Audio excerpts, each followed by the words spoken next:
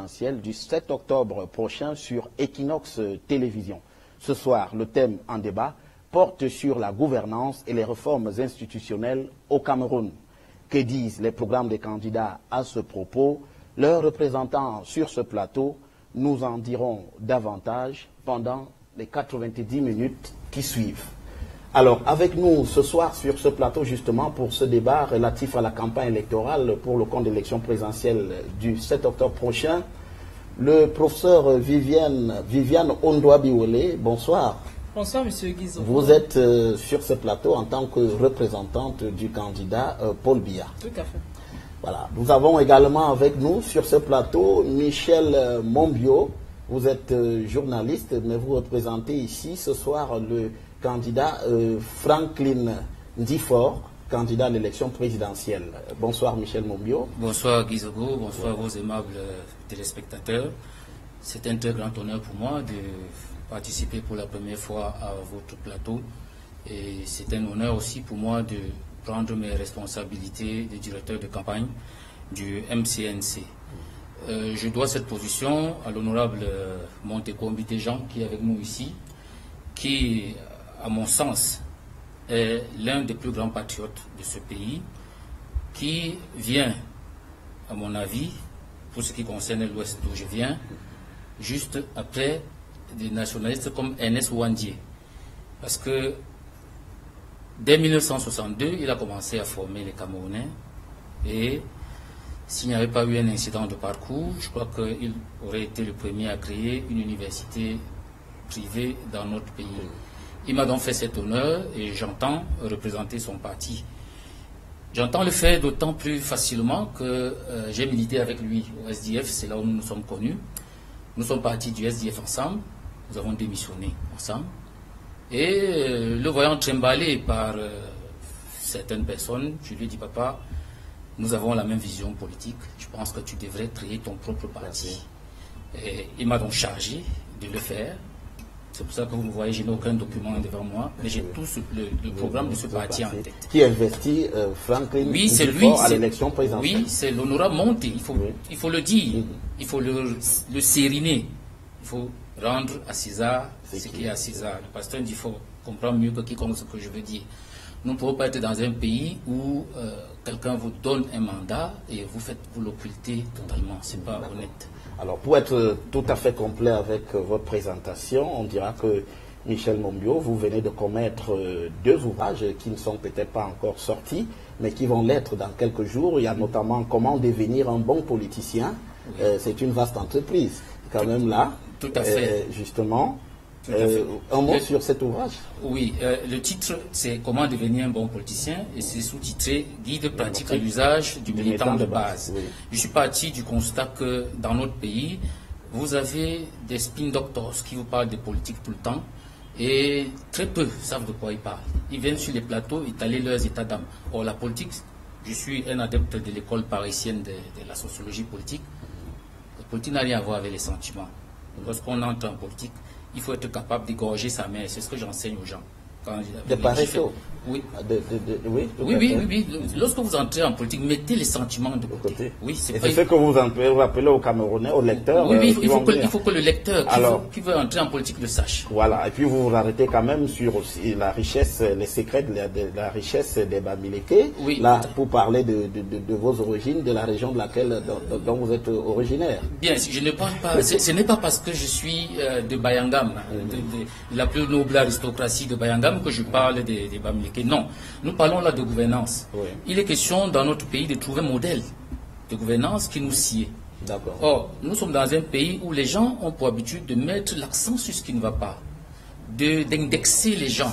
Alors que lorsque vous regardez nos coutumes, que ce soit du sud, au nord, partout, nous avons l'organisation sociale, politique, sociopolitique de nos sociétés est pratiquement la même. Il était donc question pour moi de montrer aux Camerounais comment est-ce que les Bamileke se gouvernent dans leurs États-nations, dans leurs concordats, pour produire la richesse. parce qu'il n'est pas un secret pour quelqu'un, pour qui que ce soit, que les Bamileke sont parmi les plus riches du Cameroun. Ce n'est pas le fruit du hasard. Je le démontre donc scientifiquement. Ça, c'est le premier tome. Parce il y aura un deuxième tome. Tome 1, il y aura un deuxième. Il faut préciser que le sous-titre aussi, c'est Enquête sur l'origine des États, de la fortune des États-nations de Grassfield. Voilà, merci. Et puis, les lecteurs auront l'occasion de vous découvrir aussi la campagne électorale. Vous pourrez insérer, vous avez forcément ces idées dans le programme de votre candidat. C'est pour cela d'ailleurs que nous en parlons ici ce soir.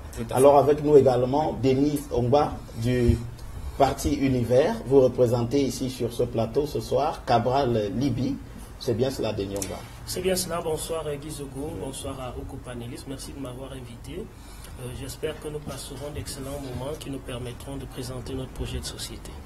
Alors, nous avons également avec nous ce soir le professeur Alain Foguet, au cadre du MRC, représentant du candidat Maurice Kamto. Bonsoir, professeur Alain Foguet. Bonsoir et bonsoir aux téléspectateurs. J'espère que la gestion du temps participera de la gouvernance sur ce plateau. Voilà, merci, on en tiendra compte pour que tout le monde puisse parler équitablement ce soir sur ce plateau. Effectivement, nous commençons par la gouvernance. Mesdames, messieurs, la gouvernance, quel état des lieux peut-on en faire aujourd'hui au Cameroun? Professeur Viviane Ondoa-Biwole. Alors la question que vous posez, c'est quel état des lieux de la gouvernance? Absolument. Et entendons-nous déjà ce que nous entendons par gouvernance. Oui.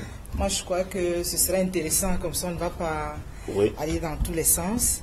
Et de ce point de vue, je vais donner la vision que le RDPC donne à le contenu que le RDPC donne à ce concept. Et ce contenu est repérable, si vous lisez pour le libéralisme communautaire à la page 64, est repérable dans le DSCE. Et dans ce DSCE, la stratégie de la gouvernance est répartie en 3 grands groupes. Donc nous avons la gouvernance politique, la gouvernance administrative et la gouvernance économique.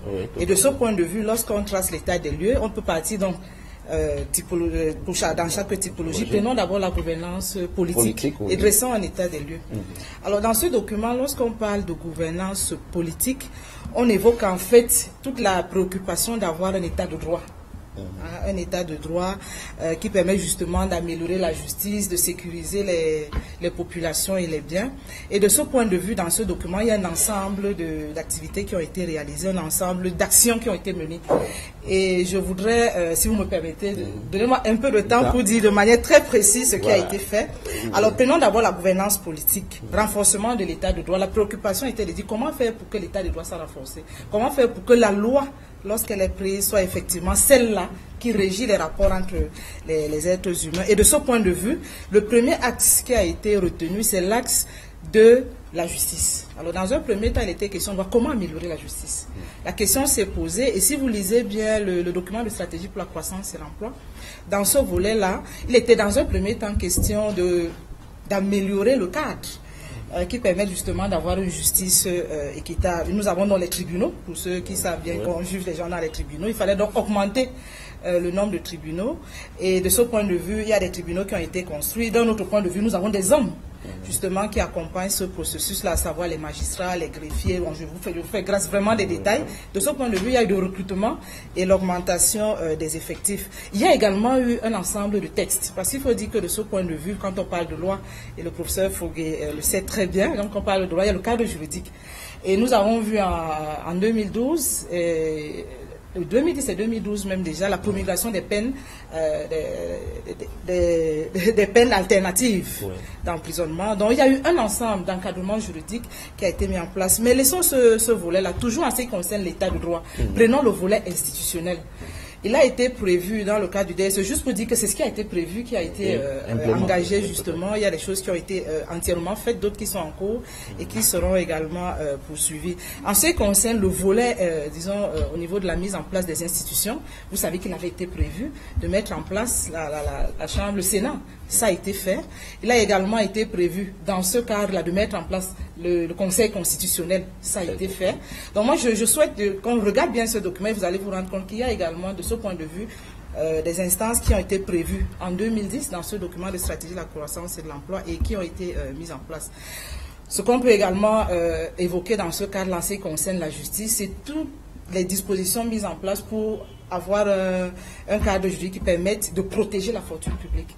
Donc vous avez vu, le tribunal criminel spécial voilà, a été mis en place en 2013 et toutes les autres dispositions qui ont suivi. Juste pour dire qu'en ce qui concerne la gouvernance politique, il y a ce volet qui a été pris en compte. On pourrait également ajouter au niveau de la participation des citoyens, parce que cela relève également de l'état de droit, il y a un ensemble d'éléments qui a été mis en place. Premier élément, nous avons bien sûr l'ENECAM qui a été créé, personne n'en doute, je pense qu'on peut en parler actuellement parce qu'il a été créé.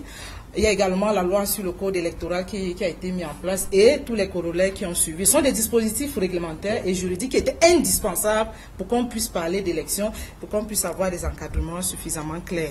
Maintenant, en ce qui concerne la gouvernance administrative, pour aller faire court, mais on reviendra peut-être dans les détails. Alors, en ce qui concerne la gouvernance administrative, relevons deux volets essentiels que vous avez certainement observés. Le premier volet, c'est l'information aux citoyens. Il y a des chantiers qui ont été mis en place et qui sont en cours. Le premier chantier, c'est qu'il faut mettre en place un dispositif qui permette aux citoyens d'avoir accès à l'information. Vous avez vu toute l'instruction qui a été donnée à l'ensemble des administrations publiques et des entreprises publiques en ce qui concerne les sites web, il faut communiquer. En ce qui concerne également des procédures à numériser, nous avons des structures qui ont déjà numérisé certaines de leurs procédures. Les autres sont effectivement en cours. Je pense que de ce point de vue, il n'y a pas de débat. En ce qui concerne également la gouvernance administrative, il était question de mettre en place tous les dispositifs de management. Je suis bien placé pour en parler, à savoir les cadres organiques, les tests organiques. Ça l'est banal, mais ce sont des préalables pour parler de l'action administrative.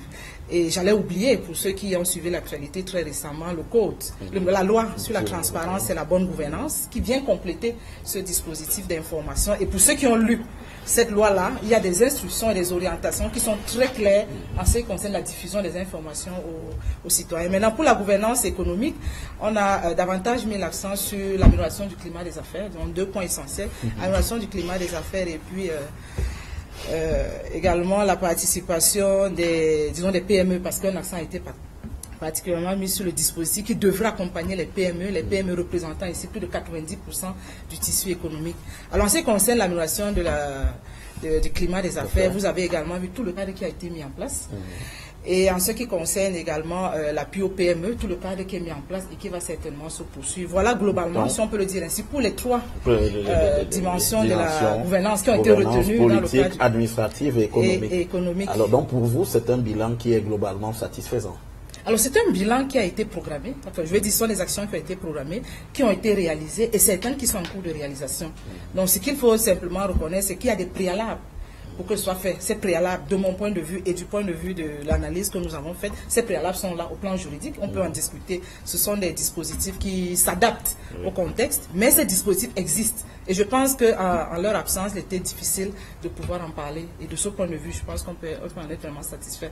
Maintenant, ce sont des préalables qui demandent maintenant que tout le dispositif ou tous les acteurs qui sont en place puissent jouer leur partition pour que finalement le rêve que nous souhaitons réaliser soit un rêve réalisé.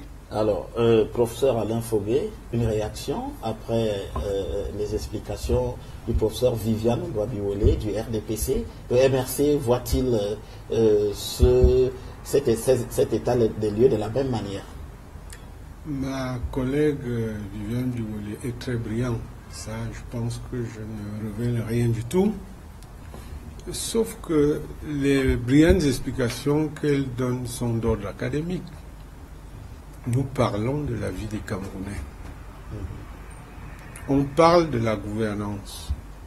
On parle de ces fonctionnaires qui achètent, à qui on offre des voitures de 80 millions et qui, après 36 mois, rachètent la voiture à 1 500 000 francs.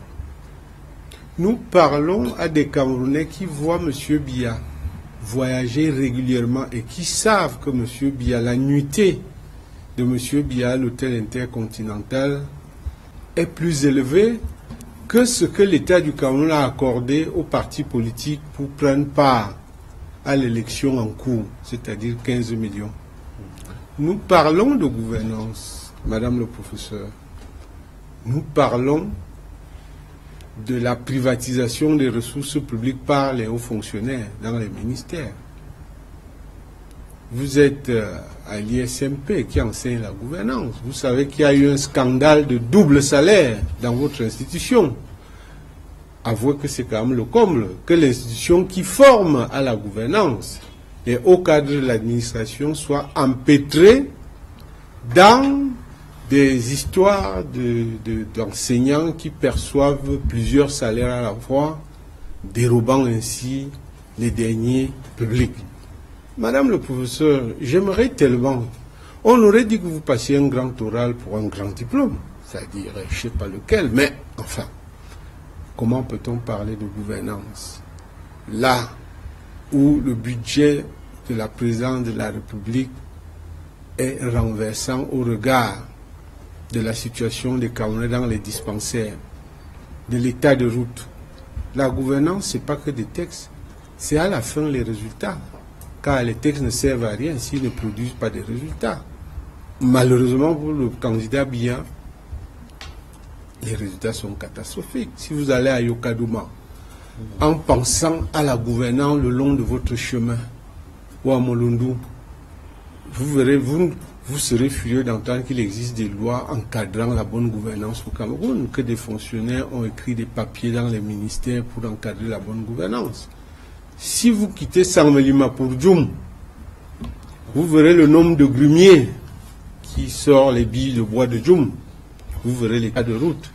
Donc, Madame le professeur, je pense que la gouvernance, c'est au-delà des grands principes académiques sur la gouvernance. Vous faites une impasse sur ces principes-là. J'ai dit au-delà. J'ai dit au-delà. J'ai dit. Parce que banaliser ça comme ça. Until now, I'm speaking in French. Yes.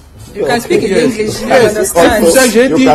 C'est pour ça que j'ai dit au-delà. Au-delà des textes. Que vous reconnaissez déjà existants. Ils existent, mais ça ne veut pas dire qu'ils sont bons. Car s'ils l'étaient, les résultats seraient là. Mais les textes adaptent, et vous savez que vous et moi, nous pouvons faire des textes en fonction de la réalité qui se présente. Les textes non, le RDPC ne va pas se cacher derrière son petit doigt. Vous redoutez le bilan. C'est pour ça que vous ne voulez pas nous dire qu'est-ce que les textes pris par le RDPC depuis 36 ans ont ramené au Cameroun en termes de bilan, dans la bonne gestion. Si l'argent public était bien géré, Madame le professeur, vous conviendrez avec moi qu'on n'achèterait pas, on ne mettrait pas 80 millions pour acheter un véhicule à un fonctionnaire qui ne génère rien, alors qu'il y a des enfants qui ne vont pas à l'école. Alors que on ne mettrait pas autant de milliards, Madame le professeur, pour faire la campagne de M. Paul Biya, alors qu'on retient des mamans qui viennent d'accoucher prisonnières avec leurs nourrissons dans les dispensaires pour 26 000 francs. Moi, je pensais sincèrement que, vous connaissant, vous auriez du mal à prononcer le terme gouvernance sous le maillot du RDPC. Monsieur Foguet, moi je vous connais quand même, je le connais quand même plus structuré que ça, et je suis très inquiète. Je ne voudrais pas simplement dire que ce contexte l'a tellement transformé au point où il perd complètement la raison. Moi, je voudrais simplement revenir au résultat. On n'a pas peur du bilan, revenons au bilan. Et je voudrais même m'inquiéter. Parce qu'en fait, je voudrais me poser la question de savoir si eux, je veux dire, les acteurs, parce qu'une fois que ce cadre est là, qui doit le mettre en œuvre? Ça veut dire que vous avez refusé de le mettre en œuvre pour venir prétester maintenant que ça n'a pas marché. Le cadre juridique est mis en place pour réguler quoi? L'activité économique. L'activité économique est régulée par qui? Pas les acteurs qui sont sur le terrain, y compris vous et les autres qui sont sur le terrain.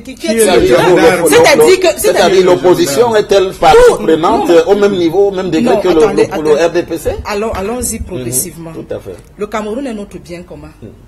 Admettons même le bilan qu'il décrit. Qui est là, pas que je décris. N'est-il pas responsable? Sinon le principal responsable, je vous explique comment. Moi je dis, vous êtes responsable de cette émission. Vous nous invitez à l'émission, vous mettez les règles du jeu en place. Si moi je ne respecte pas les règles du jeu, c'est-à-dire volontairement, je contamine.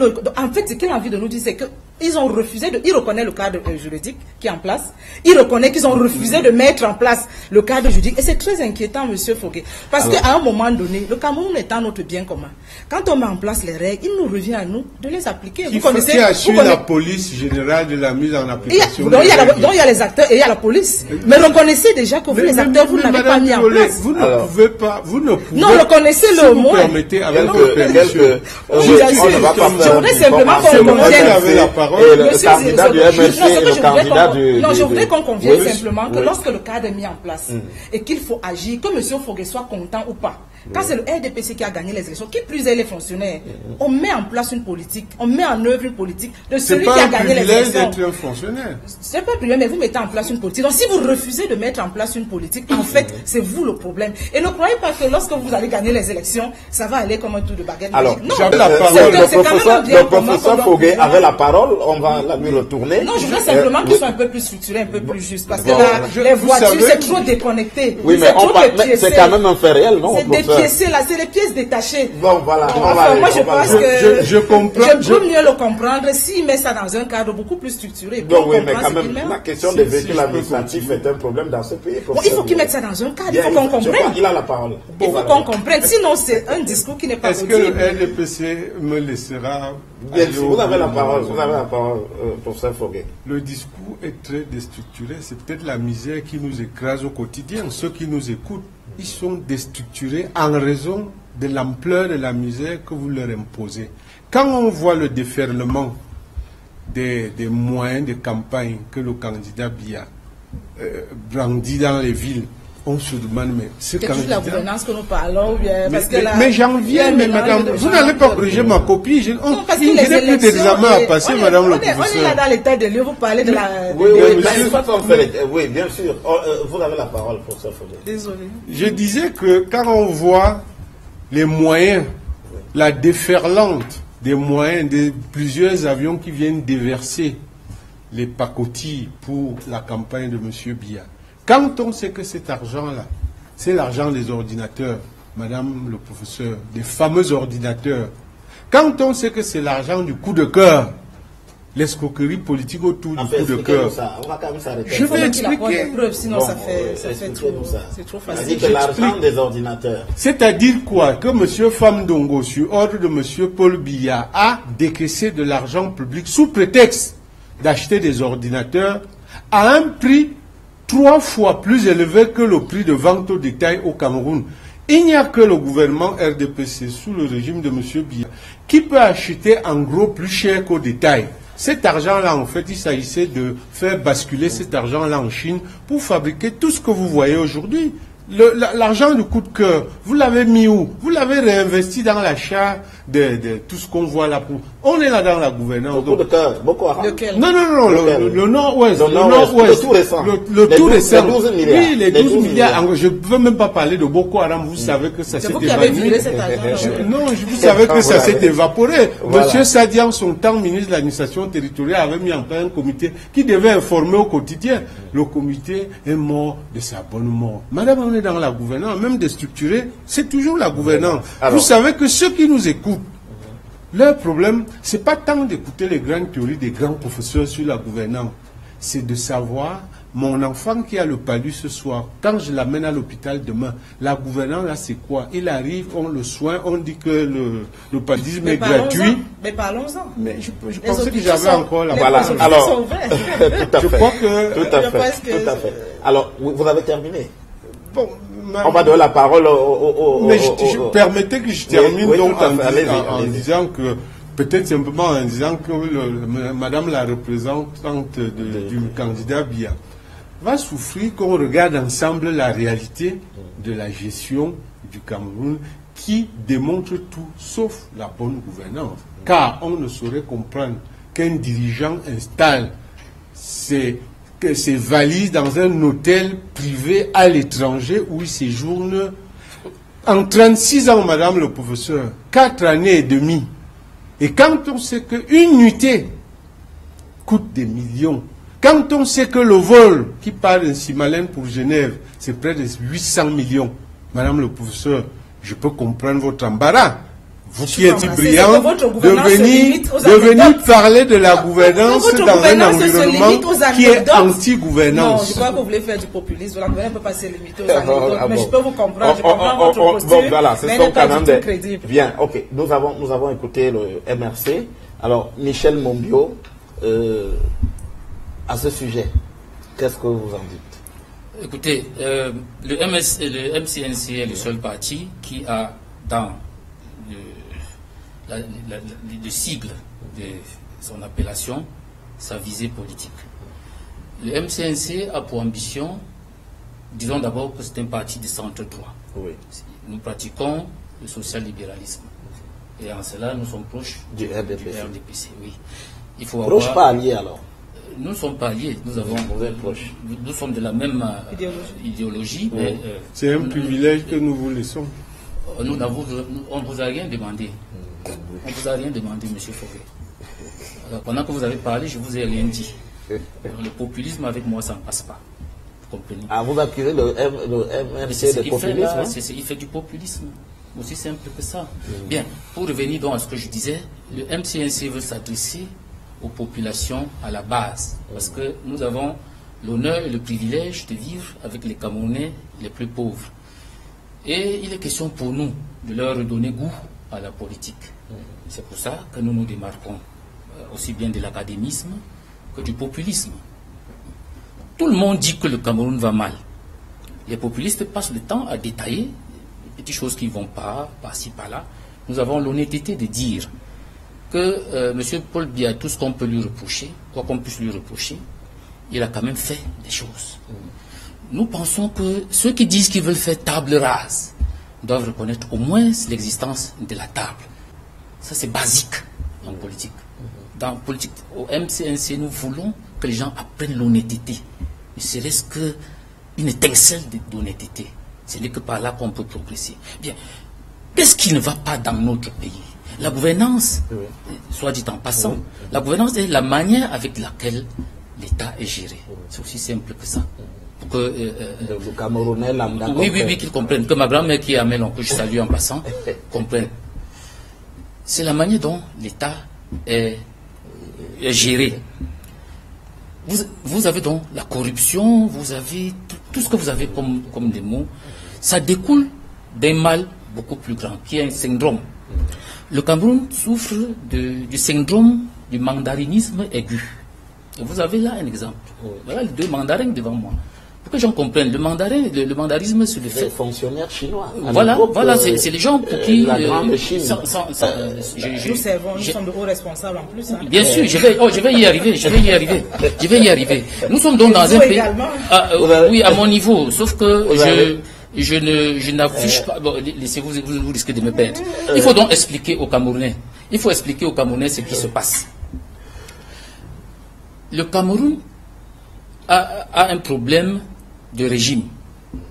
Disons aux pousseurs du marché Mokolo que le régime, c'est l'organisation de l'État. Et notre constitution dit que l'État du Cameroun est une république décentralisée, un État unitaire décentralisé. Bien. Mais il fonctionne aujourd'hui comme une monarchie républicaine. Parce que notre président qui est candidat, personne ne le voit. Voilà un comportement de monarque. Vous comprenez?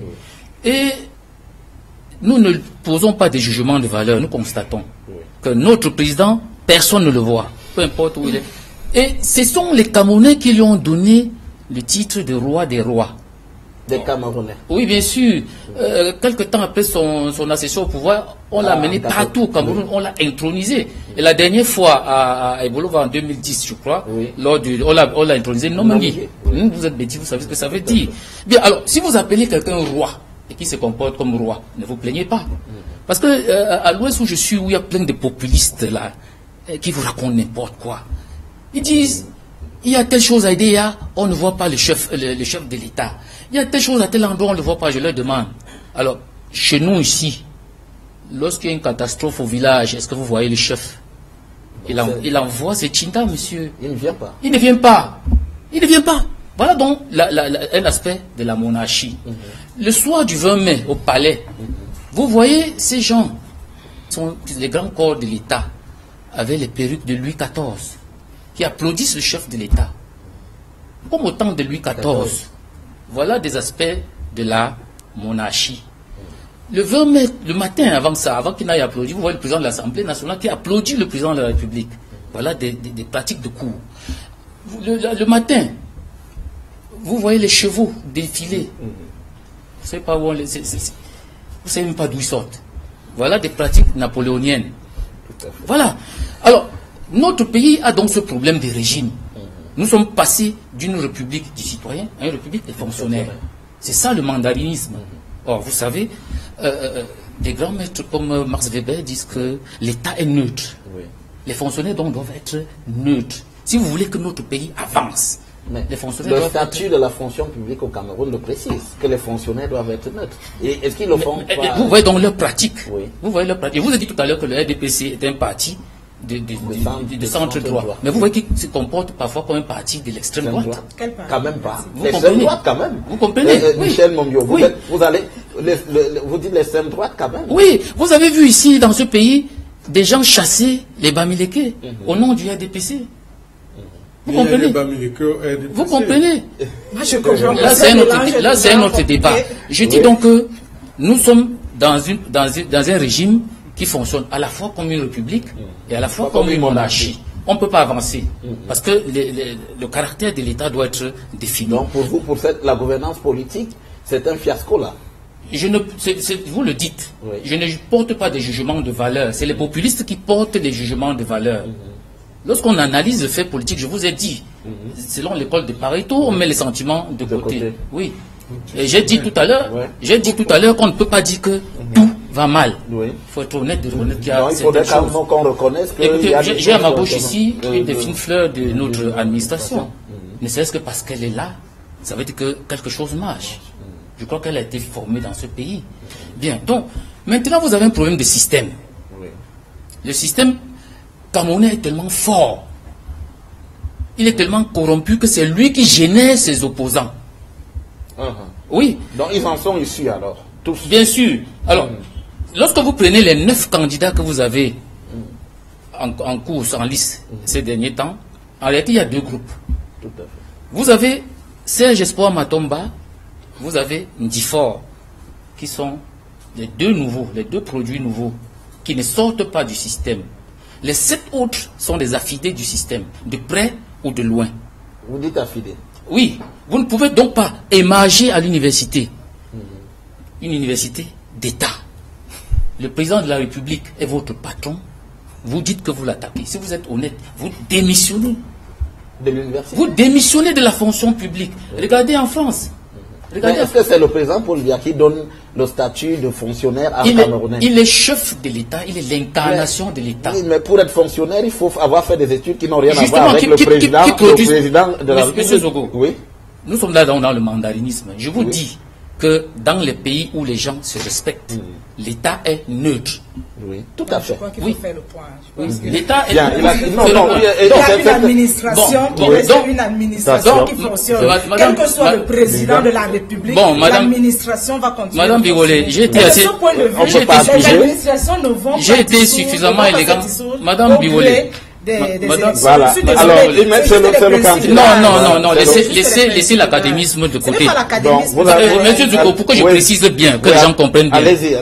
Dans un pays normal, vous ne pouvez pas entrer dans un bureau et on vous juge par votre parti. Mais quand vous entrez dans le bureau, à l'heure actuelle, vous allez dans la plupart de nos bureaux, ils sont en campagne. Est-ce que vous voyez la neutralité là-dedans? La plupart de nos fonctionnaires, même les ministres, sont en campagne. Donc, en tout cas, ce n'est même pas à eux que je m'adresse. Je parle à nos militants pour leur dire, à nos militants que faites très attention de ces messieurs qui émargent quelque part et qui viennent vous dire qu'ils combattent ce système. Ils vous trompent. L'avenir en politique sera des gens qui sortiront du système privé, ou bien s'ils sont formés à l'ENAM, après ils sortent de l'administration, ils s'installent ailleurs et ils viennent maintenant combattre le système. Vous comprenez? Donc, dernière chose, vous voyez quand vous prenez l'UNDP, l'ANDP et tout ça, vous voyez, c'est le régime qui les a fabriqués. Et parmi les autres, vous avez un qui était ministre pendant 7 ans. Il semble l'oublier. Mais nous autres Camerounais, nous ne l'oublions pas. Et il a dit lui-même que pendant 15 ans, il a touché de l'argent à l'IRIC sans travailler. Alors, avant j'interviens tout de suite, monsieur Zogo. Non, si vous permettez. Monsieur, vous taisez quand je parle. Non, monsieur Mombier. Je ne savais pas qu'on avait ramené des animaux. Oui. Oh non, pardon. Oui, je ne savais pas qu'on avait ramené des gens enragés sur ce plateau. Monsieur, à votre âge, je ne vais pas refaire votre éducation. Vous avez dépassé l'âge où je peux vous éduquer. Vous ne dites pas des contre-vérités.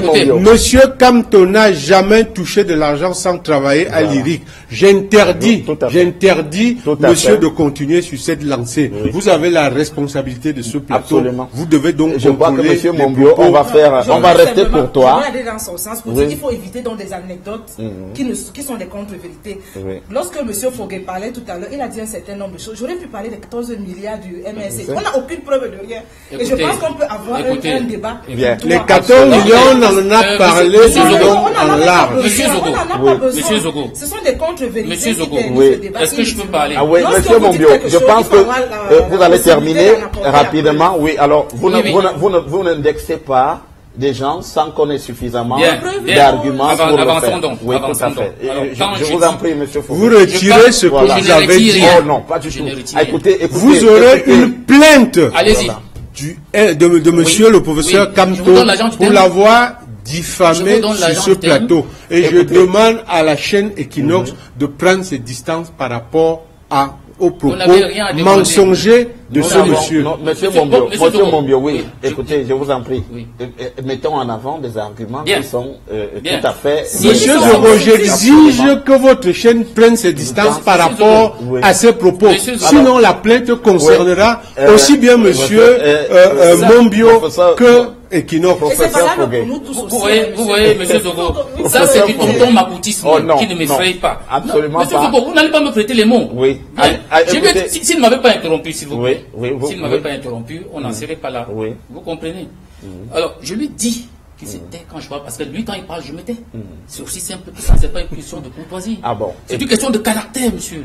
Voilà. Ah bon. Bien, vous avez terminé. Ah oui, je voudrais dire que ici, sur ce plateau, un certain type de propos n'engage que ceux bien sûr, nous sommes en campagne électorale qui les avancent, professeur Foguet. Alors, vous avez le droit de répondre à ceux pour rectifier. Je tiens à dire que monsieur Momio est un fiefeux menteur. Je le dis en le regardant dans les yeux. Il n'a jamais touché un salaire sans travailler à l'IRIC. Juste au moment où nous parlons, il est toujours enseignant à l'IRIC. Et monsieur, j'estime que si j'avais été le candidat dont vous êtes là pour faire la promotion, je vous aurais prié de ne plus faire ma promotion. Dieu merci, vous ne l'êtes pas. Voilà. Alors, Denis Ongba. Dieu merci, vous ne l'êtes pas. Oui, merci. Denis Ongba, du Parti Univers, Cabral Libi, vous avez la parole. État des lieux de la gouvernance au Cameroun, alors que nous sommes en pleine campagne électorale. Merci de me passer la parole. Je crois que le diagnostic de la gouvernance au Cameroun est souvent fait par le chef de l'État lui-même, en tout cas le président du RDPC. Dans ses discours publics, il y a des termes qui reviennent. Lui-même, pour évaluer la gouvernance qu'il a menée depuis 36 ans, il parle d'inertie, il parle de corruption, il parle d'enrichissement illicite pour caractériser la gouvernance. C'est-à-dire que, pour M. Biya en tout cas, il reconnaît que l'administration, la gouvernance administrative est frappée d'une inertie, ce qui produit les résultats que nous connaissons aujourd'hui. Parlant de la justice, parlant de la gestion des affaires publiques, il faut simplement faire un tour à Kondengui ou aller au TCS pour se rendre compte que la gestion des affaires publiques a un sérieux problème. Parlant de justice, nous sommes tous d'accord que nous avons mal à notre justice. Lorsque une institution comme la CONAC passe le temps à rendre ses rapports, on voit bien que la justice est indexée comme une administration corrompue. Sur la question du climat des affaires, la plupart du temps, les organismes internationaux classent notre pays comme un pays qui a un mauvais climat des affaires. Je crois qu'il faut être assez fort pour le reconnaître. il est vrai, M. Biya a mis un ensemble d'institutions en place qui parfois sont trop nombreuses et qui se superposent pour des résultats qui sont parfois très en deçà de la moyenne. La situation du Cameroun aujourd'hui le montre. Nous sommes repartis au FMI pour essayer de retrouver de l'argent alors que nous étions sortis des programmes d'ajustement et tout cela, ce qui montre que globalement les choses ne vont pas bien. Sur le plan politique, nous sommes encore aujourd'hui en train de discuter d'un code électoral qui est querellé. On a fait des progrès, mais des progrès qui sont suffisamment petits pour une élection crédible et saine au Cameroun. Je crois que c'est l'Organisation internationale de la francophonie, il y a quelques semaines, qui a constaté que le code électoral est mauvais et qu'il fallait le retoiletter. Évidemment, tout ça aussi, il faut le mesurer au niveau du niveau de vie des Camerounais. Lorsque vous allez dans la rue, vous voyez que les Camerounais vivent mal. Les Camerounais difficilement arrivent à se nourrir, à se soigner, à vivre décemment dans leur pays. Il ne faut que voir, vous savez, il y a eu un phénomène il y a quelques jours, des Camerounais qui partaient du Cameroun traversant le désert pour aller en Europe. Ce sont des images qui montrent qu'il y a un malaise global. Le professeur Foguet parlait des femmes qui ont été retenues à l'hôpital parce qu'elles ne peuvent pas payer quelques dizaines de mille. Cela vient à la suite d'une femme qui a été froidement éventrée devant un hôpital parce que on est là, ce sont des cris d'alerte qui montrent que ça ne va pas. Je crois qu'il faut pas être du RDPC, de l'UPSO, je n'ai pas de croix. Quand on est un Camerounais, qu'on vit au Cameroun tous les jours, qu'on prend un taxi, qu'on écoute les Camerounais bavarder, qu'on regarde notre administration, il y a des écarts qui sont inadmissibles entre ceux qui ont en charge la gestion des affaires publiques et les Camerounais ordinaires. Des gens prennent la fortune publique pour des orientations, d'ailleurs le FMI nous rappelle tout le temps qu'il faut bien gérer les finances publiques, qu'il faut maîtriser la gestion des affaires publiques. Moi je crois globalement, en tout cas c'est notre constat, que la gouvernance a un problème au Cameroun. Que ce soit la gouvernance politique, je crois que lorsque vous regardez le nombre de fonctionnaires qui sont mis d'astreinte autour du président de la République et son épouse, c'est inadmissible dans un pays. Je crois que on fait remarquer que lorsque vous regardez le budget de la présidence, à peu près 1 milliard sont utilisés par semaine. C'est inadmissible. On se pose la question de savoir la gouvernance au Cameroun a quel objectif. Est-ce que l'objectif c'est l'engraissement de ceux qui ont en charge la gouvernance de l'État, ou l'objectif c'est la satisfaction effectivement des populations. Je crois qu'il y a un gap qu'il faut regarder froidement, qu'il faut combler. Je suis d'accord avec madame le directeur général qui constate que on fait Mais le Cameroun a un problème. On a parfois de très bons cadres institutionnels, on a de très bonnes lois, mais entre ces lois qu'on met tout le temps en place et la mesure au niveau de la population lambda, moi je reviens de l'arrière-pays, je suis parti de Ngouela pour Yaoundé, le nombre de camions de bois que j'ai vu partir de Ngouela dans une route qui est quasiment nue, je me suis demandé mais comment on fait ? Comment est-ce qu'on vit là-bas? On parle aussi de décentralisation et tout cela. Madame qui connaît bien cela, c'est que depuis 1996, on a mis en place des lois pour la décentralisation. Mais où en sommes-nous? Il y a des crises qui sont nées parce qu'il y a des problèmes de gouvernance. C'est précisément ces problèmes de gouvernance, c'est-à-dire comment ce cadre institutionnel qui est mis en place, comment les acteurs qui ont en charge de mettre ce cadre institutionnel en place se comportent. Et on sait bien que la plus grosse machine administrative est essentiellement dans un parti qui est le RDPC. À la plus haute hiérarchie décisionnelle, ce sont ces cadres-là qui parfois sont à la fois aux responsables du RDPC, ministres, directeurs et parfois personnalités ressources, qui sont parfois aussi des élites de ces coins-là. Mais qu'est-ce qu'on en fait aujourd'hui? On peut constater malheureusement aujourd'hui, quand le discours de M. Biya, d'ailleurs, il a une phrase célèbre où il a dit « Qu'est-ce que nous avons fait ?» Donc il sait qu'il y a des choses qui ont été prises comme décision, mais qu'entre les décisions qui sont prises et la base, rien n'est fait. Quasiment rien n'est fait. On a pris beaucoup d'argent pour plusieurs projets. Prenons par exemple les projets structurants du mandat qui est finissant. Le président a dit en 2012, oui, le Cameroun sera un vaste chantier. Mais 7 ans après, mesurons ces projets, la plupart sont en train d'être rééchelonnés ou repris pour des questions de gouvernance. Parce que parfois les populations ne sont pas indemnisées, parce que parfois les quotes-parts du Cameroun ne sont pas payées, parce que parfois il y a des lourdeurs administratives entre une simple signature qui dure au niveau 3, 4, 5 bureaux. Vous croyez que ça c'est normal? Mais non. Je crois que la vérité c'est que notre gouvernance a un problème. Et madame qui enseigne la gouvernance, c'est que c'est parfois le sommet décisionnel qui pose problème au Cameroun. Ceux qui ont la responsabilité politique, des gens passent des temps ici. avoir un directeur d'administration qui doit donner un OK pendant des jours, alors que vous avez une administration, vous avez une entreprise qui va mourir. Le ministre ne vous reçoit pas, le directeur général vous renvoie à des heures, à des dates. Le président de la République est parfois quasiment ça. On attend son retour. Mais les choses n'attendent pas. Et la vérité, c'est qu'aujourd'hui, nous avons un Cameroun qui a mal à sa gouvernance, qui a sérieusement mal à sa gouvernance.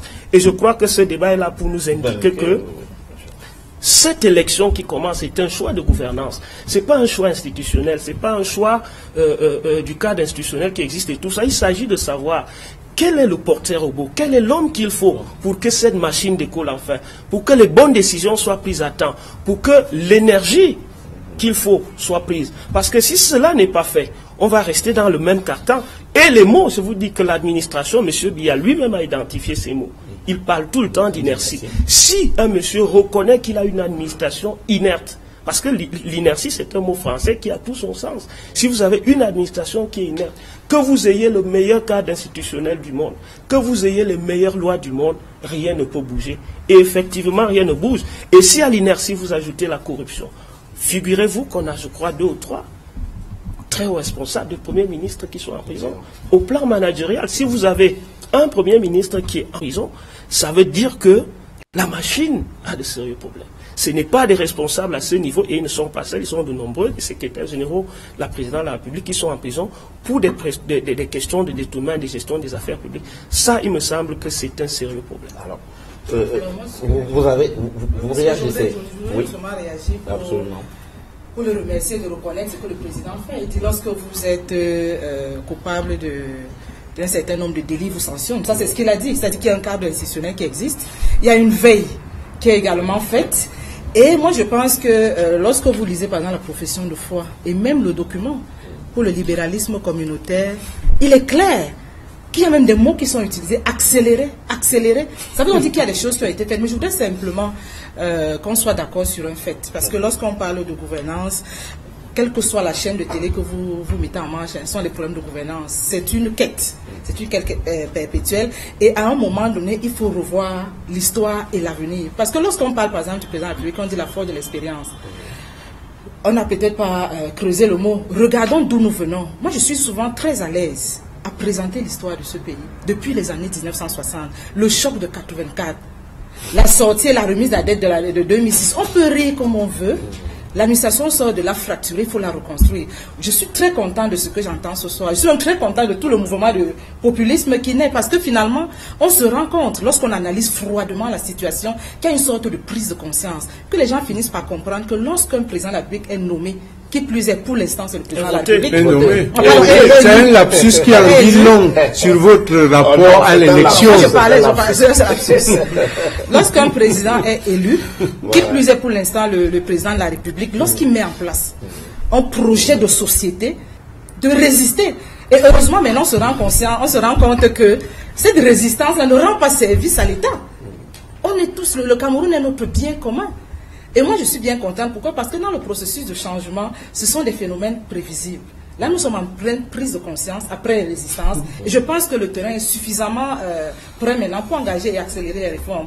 Avant, on avait l'impression qu'il fallait indexer un individu. Maintenant, il reconnaît. L'individu a mis en place le cadre juridique. L'individu sanctionne quand c'est nécessaire. L'individu veille. Ça veut donc dire qu'il indexe les acteurs. Et de ce point de vue, moi, je suis content de comprendre que nous sommes tous impliqués dans la construction de ce pays lorsqu'un projet de société est retenu à travers l'élection d'un individu qui sera certainement élu le 7 octobre prochain. Maintenant, après l'élection, pour résister, pour venir raconter ce que vous racontez, ça ne sert à rien. Mais écoutez, ça ne sert à rien. Ça donne l'impression que vous-même vous dites que nous avons été l'acteur de ce système, nous l'avons bloqué maintenant, parce que vous indexez les acteurs, mais celui qui devait prendre un certain nombre d'actions l'a fait.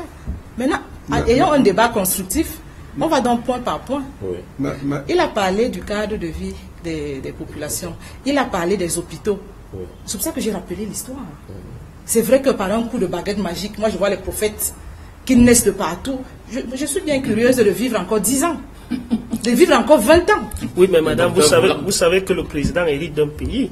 On peut également faire l'histoire. Non, ne commencez pas par nuancer. Ce pays-là est à nous tous. Si vous voulez faire l'histoire, puisque vous voulez qu'on fasse l'histoire, on peut faire l'histoire du Cameroun que le président l'État prend. Bon, un si pays... c'est une question faire d'histoire, je crois que j'en ai eu ma claque quand j'étais sur les bancs, on peut avancer. Je voulais réagir Non, c'est à pas ce un que problème, disait... c'est un problème je voulais réagir à ce que disait Madame la représentante du candidat. Je comprends que c'est pas facile de vendre des œufs pourris sur un marché. Parce que quand on parle de gouvernance, je crois c'est vous qui les avez, franchement... c'est vous qui avez les œufs pourris, j'imagine. Dans tous les cas, moi, je ne les vois pas. Je veux dire Je suis que... nous sommes dans un processus. Nous sommes dans lesquels Si- c'est vous qui les avez pourris, alors. Les œufs dont il parle ont pourri pendant Ah ben, 7 ans. vous allez vous entendre un moment. Vous comprenez?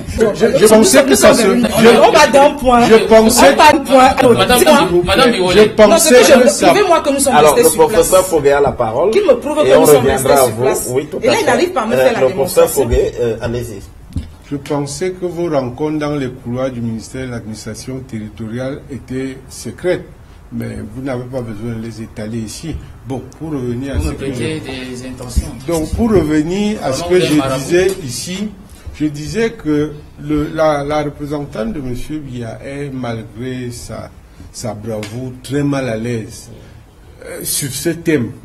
Et je crois que si elle avait même pris conseil auprès du candidat, il lui aurait déconseillé de venir le représenter à ce... Vous racontez des histoires. Allez, dites ce que vous avez à dire. Simplement, Parce que vous n'avez pas d'argument. mais madame le professeur... Le reste là, Ça, c'est le populisme. le populisme, vraiment. Démontrez-nous que nous Le sommes restés professeur sur place. Foguet a la parole. Non, mais Je disais- c'est la distraction. Il vaut Non, mieux non. qu'il parle d'arguments. Il parle. Il n'a pas de chiffres. Oui, il n'a pas de nous sommes détails. dans un débat en campagne électorale. Les arguments avancés Moi, je ici dirais plutôt engagent des ceux qui les arguties. avancent. En français, on appelle ça Mais des il a la arguties. parole, il a la parole. Ok. C'est lui qui a la parole. Donc, j'étais en train Mais si de nous dire... index, on va réagir. J'étais Ça, en moi, train de dire que M. Madame. Biya a lui-même posé un diagnostic effrayant sur sa gouvernance. Il rappelle qu'il est sur un chemin. Il rappelle, il fait le point, il est honnête. Il en a au moins le courage. Il a au moins le courage, il a l'honnêteté. de Mais rappeler vous ce qui est pouvez une fois faire C'est fusion un avec de un ses pas nier la anciens vérité. Vous ne pouvez pas nier la ministres vérité. d'avoir travaillé avec lui. Monsieur Atangandi a beau vous demander de louer votre parti au pasteur, la réalité est là. Ah, ouais. La réalité est là, monsieur. Voilà, Donc, voilà. permettez qu'on Voilà. avance. Voilà. Permettez qu'on avance. C'est vous qui tournez en rond, monsieur Foguet. C'est vous. J'étais en train de dire que la réalité de la gouvernance, le diagnostic est posé par M. Biya lui-même. Et au-delà du diagnostic, il y a un aveu d'impuissance. Souvenez-vous, après 2008, il dit qu'avons-nous fait? C'est une question qui exprime l'impuissance. Si vous prenez les rapports de la CONAP, ces rapports renseignent à suffisance sur la gabégie qui organise l'art de gérer le Cameroun. Allez au TCS. L'élément de mesure de l'argent détourné, c'est le milliard. Dans une administration sérieuse où on parle de gouvernance en acte, On n'a pas le droit de sanctionner.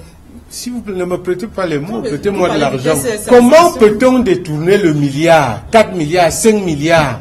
Ça veut dire que la gouvernance est utilisée comme un slogan, mais dans la réalité, parce qu'une administration normale, et vous le savez, madame le professeur, puisque vous enseignez la gouvernance, il y a des mécanismes qui ne permettent pas qu'un individu puisse spolier l'État à hauteur de milliards. Et je vais vous dire, quand monsieur le président de la République nomme des gens à des fonctions de directeur général et les laisse rester plus que ce que prévoit la loi, est-il un acteur? 9 ans. 9 ans. Oui. La loi prévoit 9 ans. Oui. Mais il y a une compagnie dans ce pays qui s'occupe, qui dépendait des machines, qui gérait les machines agricoles.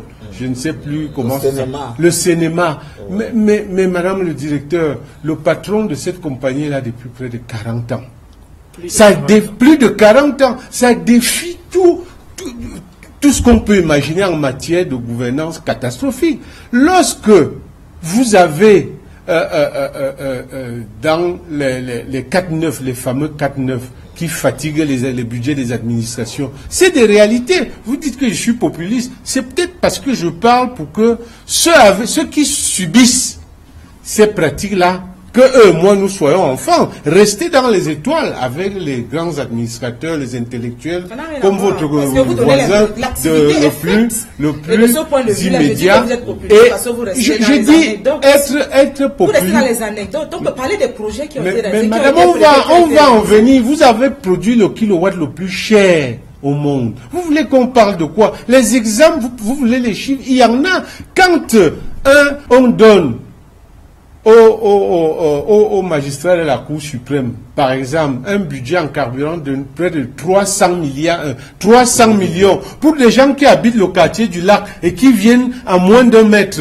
Quand le budget de fonctionnement du secrétaire général de la présidence de la République s'élève à des millions par jour, qu'est-ce que vous voulez qu'on dise d'autre? Je crois que là-dessus, il n'y a même pas de théorie à faire, la réalité est terrible, elle est extraordinaire. Les frais de bouche dans les universités, madame, dans votre école, dans toutes les administrations, deux fonctionnaires se saluent, ils émargent. On fait venir des nappes et puis voilà là où part le budget de l'État. Regardez la part qui est réservée aux réalisations comparée à la part qui est réservée au fonctionnement. Le carburant de l'État. Je suis mieux placé pour en parler. Ah, mais ce que vous dites, ce n'est pas vrai. Ce n'est pas vrai. C'est exagéré. Mais comment j'exagère, madame? C'est le professeur Fogué, il fait dans l'art de l'exagération. Mais non. Non, moi je pense que certaines. Moi je pense que de ce point de vue, il faut être un peu sérieux. Sois un peu sérieux. Ah, il me semble que les chiffres sont faux, madame le professeur. Vous savez, il est professeur d'université. Je suis pas là, je suis politicien. Vous êtes professeur. Moi, je suis politicien, madame le professeur. On ne peut pas dire n'importe quoi. Ah non, c'est-à-dire quoi? On vote un budget. Tout ce que vous dites là, c'est une loi. C'est une loi qui est rendue publique. Allez visiter la loi et comparer à ce qu'il dit. Regardez le volume d'affaires de Je suis désolé, monsieur Fogué. Je suis mieux placé, comme je dis. Quand le budget est voté, sauf si monsieur Fogué veut faire fi des encadrements juridiques. Disons la vérité aux Camerounais. Ne parlons pas des anecdotes comme au marché central. Quand un budget est voté, il y a des lignes budgétaires qui sont... Il y a des encadrements juridiques. Oui. Maintenant, il dit lorsqu'il y a des déviances, il y a un contrôle. Oui. Le président de la République avait dit, a fait un diagnostic. Il a même fait regarder sa profession une fois, regarder son ouvrage. Madame, il est froid. Le résultat et de ce point de vue, moi, ce que je voudrais dire, c'est une... Et moi, je suis content de ce qui arrive. Et je vous ai dit, le changement est un processus. Hein. Non, le changement est un processus. Et je vois les transformations. Et nous voyons tous les transformations. Avant, on disait quoi? Que l'administration, c'est l'affaire des autres. Maintenant, on se rend compte que c'est notre affaire. Quand c'était l'affaire des autres, comment se comportaient les fonctionnaires? Comment se comportaient-ils? Maintenant que c'est l'affaire de tout le monde, retrouvons-nous. Et c'est cette prise de conscience qui est indispensable dans la mise en œuvre d'un projet de société. Ne l'oubliez jamais. Lorsque vous êtes responsable d'une structure, c'est comme ça que ça fonctionne. Et après, vous pilotez. Les résistances, vous les gérez. Et de ce point de vue-là, ce n'est pas un long fleuve tranquille. Il n'y a pas de dispositions qui n'ont pas été prises chaque fois qu'il y a eu violence. Ah oui, bien sûr. Il faut le reconnaître. Madame le directeur, vous avez des enfants. Quand ils tombent malades, vous les amenez à l'hôpital. Madame le directeur général. Pourquoi vous les gardez pas à la maison? Madame le directeur général, nous parlons là... Parce que ce sont des phénomènes humains. Madame le directeur général, on les traite. Je souffre, nous parlons là de politique, nous parlons là de mandat. Moi, nous ne parlons pas d'une administration qui est éternelle, nous parlons d'une gouvernance qui est encadrée. Nous parlons là de mandature. Le Cameroun a une mandature de 7 ans. Nous pouvons simplement nous arrêter sur les 7 dernières années pour questionner ce qui a été fait. Mais je vous ai dit ce qui a été fait. Nous sommes d'accord, madame. Je vous ai dit ce qui a été fait. Au plan institutionnel, on a fait des progrès. Mais la mesure est laquelle, auprès du Camerounais lambda. Prenez une action qui n'a pas été faite. Madame, je vous prends les grands projets qui ont été lancés. La plupart avaient une durée, ils ont été rééchelonnés. C'est un problème de gouvernance. Je ne sais pas si nous lisons le même Cameroun. Vous lisez l'environnement interne, d'accord? Je vous le concède. Il y a un certain nombre d'enjeux ou bien de défis internes. La même question, mais il y a aussi l'environnement externe. Ne restons pas aveugles. Madame, je vous pose la même question. Est-ce que nous lisons le même Cameroun? Quand vous faites l'analyse, prenez, c'est pour ça que moi j'ai dit, et on analyse froide. Prenez tous ces environnements externes. Prenez les ressources. N'oublions pas. C'est parce que vous leur racontez des anecdotes. Dites-leur la vérité. Madame le directeur général. On va leur des fonctionnaires. Dites-leur la vérité. Madame le directeur général. Quand vous venez vous dépiécer, vous racontez des histoires, ça ne permet pas de moi, je vais sortir, madame le directeur général. N'oublions pas que nous engageons ici des casquettes politiques. c'est normal que vous défendiez ce bilan. C'est normal que vous le défendiez. Et moi, je vous comprends très bien. Mais souffrez que nous ayons un avis contraire. Souffrez que nous n'ayons pas les mêmes éléments de mesure que vous. Nous sommes des observateurs. Nous sommes des Camerounais qui mesurons la vie de tous les jours. Madame, c'est quasiment dangereux dans ce pays. Quand on fait tous les cette honnêteté, madame, se mesure lorsque vous êtes malade et que vous allez dans un hôpital public. Ça se mesure là. Vous savez que le ministre de la Santé... L'hôpital existe quand même. Il existe, mais quels sont les services? L'hôpital, ce n'est pas un bâtiment. Si le ministre de la Santé, madame, si le ministre de la Santé, pour un seul mal de dos, a dû se rendre en Europe, c'est qu'il y a un problème. Ça veut dire qu'il est conscient de ce que la qualité des soins est un problème dans les hôpitaux qu'il dirige depuis des années. Madame, le dire ne veut pas dire qu'on n'aime pas, je ne sais pas quoi. La mesure, c'est quoi? C'est la qualité de la vie des Camerounais. Est-ce que ça va? Non, madame. Ça ne va pas. Lorsqu'il pleut à Yaoundé, c'est bouché à la pause centrale. Ce sont des faits, madame. On n'a pas besoin de ne pas constater que depuis des années, on a financé le drainage du Fungi et que ça a traîné parce qu'il y a des lenteurs administratives. C'est des problèmes de gouvernance. Je crois que le dire est quelque chose d'honnête. Vous pouvez prendre différents secteurs de la vie publique au Cameroun et vous allez constater que ce sont les mêmes mots qui reviennent. C'est l'inertie, c'est la corruption, c'est l'enrichissement illicite, c'est cette gestion-là qui est même au sommet, c'est-à-dire parfois l'abandon, parfois la gestion clientéliste, parfois le tribalisme exacerbé, parfois la République n'est pas, l'État n'est pas au-dessus de tout le monde. Le monsieur a évoqué tantôt les administrations qui sont désespérément vides. Ce sont des faits. Parce qu'il y a une administration qui se croit redevable à un parti politique, parce que les gens pensent que si je suis nommé directeur, c'est parce que je suis obligé de militer dans un parti politique. D'ailleurs, lorsque vous êtes fonctionnaire et que vous militez dans un autre parti, non, du tout. Madame, je juge une administration. C'est pour ça que je vous dis, madame, nous jugeons une administration. Monsieur Biya, en 2011, a dit, voici, je fais des grands chantiers. Ces chantiers-là, nous pouvons les évaluer. Et vous savez qu'aujourd'hui, des préfets, des hauts responsables sont en prison parce qu'ils ont détourné. Mais ce n'est pas un fait qui est unique, il est répétitif. S'il y a répétition dans un phénomène, c'est qu'il y a un problème. Vous parlez des structures d'encadrement. Prenez les rapports de la CONAR. Qu'est-ce qu'on en fait? Rien du tout. La CONAR fait les mêmes observations à chaque fois. Prenez le rapport de la Chambre des comptes. Ce sont les mêmes observations. Prenez le rapport. Vous avez parlé du budget, madame.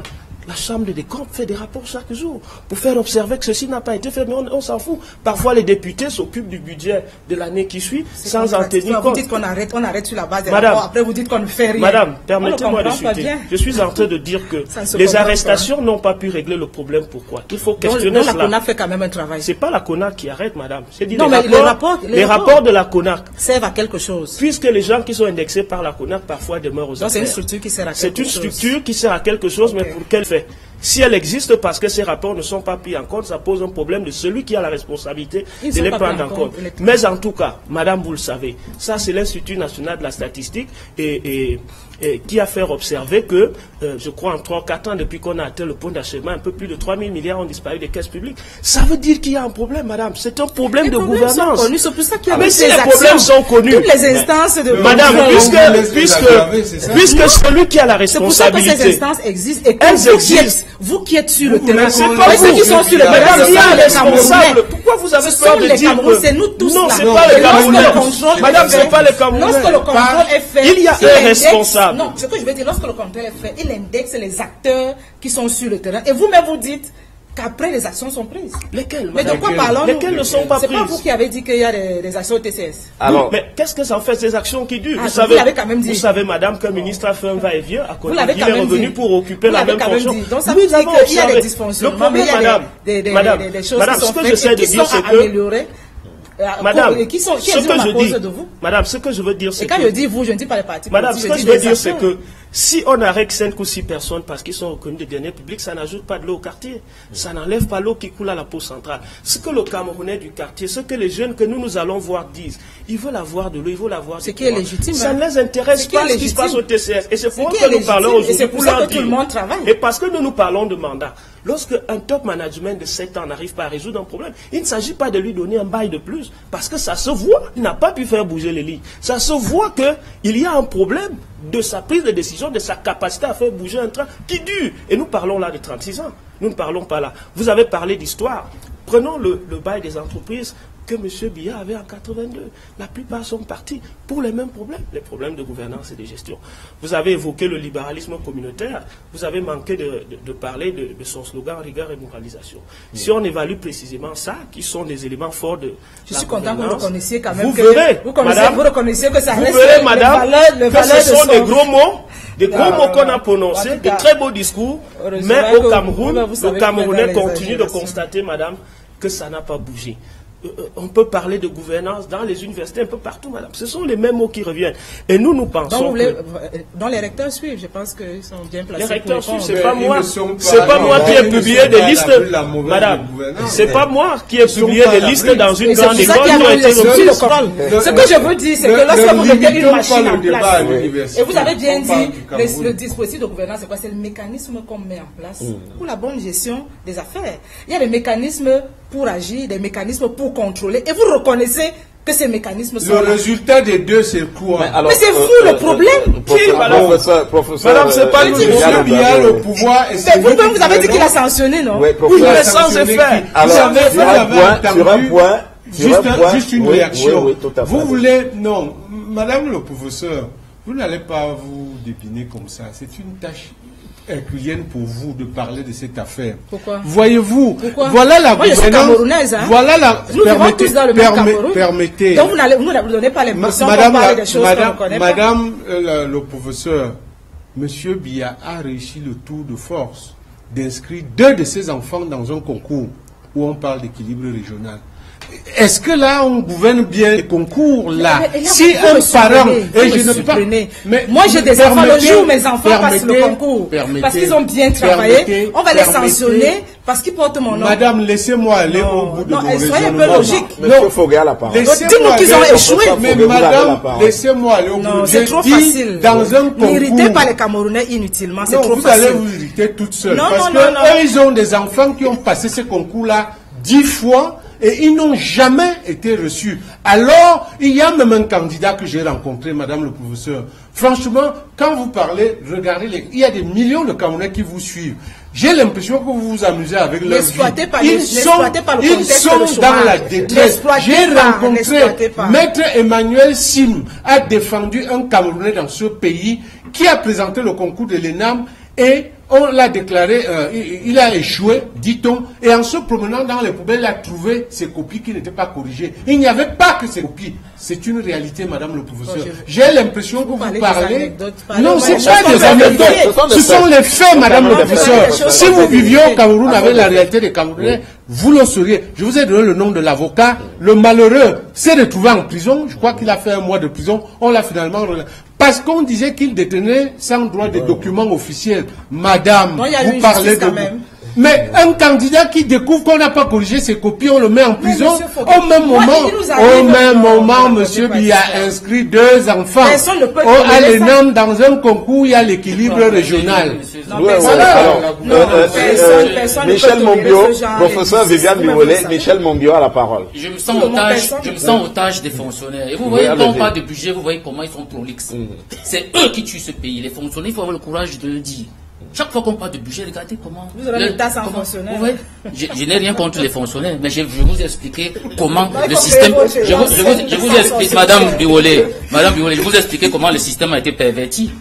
Je n'invente rien. Soyez au moins honnête de le reconnaître. Bien. Les faits sont là. Revenons sur une chose. Je vais parler de quelque chose que les gens de moins de 30 ans ne connaissent pas nécessairement. Mais avant, je vais dire à M. Foguet, je ne suis pas aussi mal élevé que vous croyez. Sinon, je dirais, si j'étais mal élevé, je dirais que vous êtes un mauvais professeur. Mais comme je ne suis pas mal élevé, je ne dirais pas que vous êtes un mauvais professeur. Vous avez accusé le MCNC d'avoir loué le parti au pasteur, que vous ne pouvez pas alléguer. Vous alléguez, vous ne pouvez pas juger. Je vais, Monsieur Zogo, vous comprenez, vous voyez ces gens qui veulent diriger ce pays. Ils parlent là de l'honorable Monti, qui a été élu député de ce pays. Un monsieur qui enseigne depuis 1962. qui a créé un collège. Un établissement très connu. Très connu, qui a été dynamité. Ah, oui, tout à fait. Vous comprenez? Alors, est-ce que le parti n'a pas été loué au quelqu'un qui a son collège, le collège tombe en faillite. Non, pas celui-là. L'histoire du collège de Montpellier, elle est très connue. Elle a été l'histoire de... C'est les anecdotes. Non, attendez, professeur Biolay. Madame Biolay, je vais vous dire une chose. Nous sommes en politique. Pour le peu qu'on puisse dire, attendez. Est-ce que je peux continuer? Ne détournez pas l'émission. Est-ce que on peut créer des anecdotes? Non, le collège Monté est un établissement... qui a été dynamité. Oui, en 86 ou 88. Je pense, après un incident qui est survenu.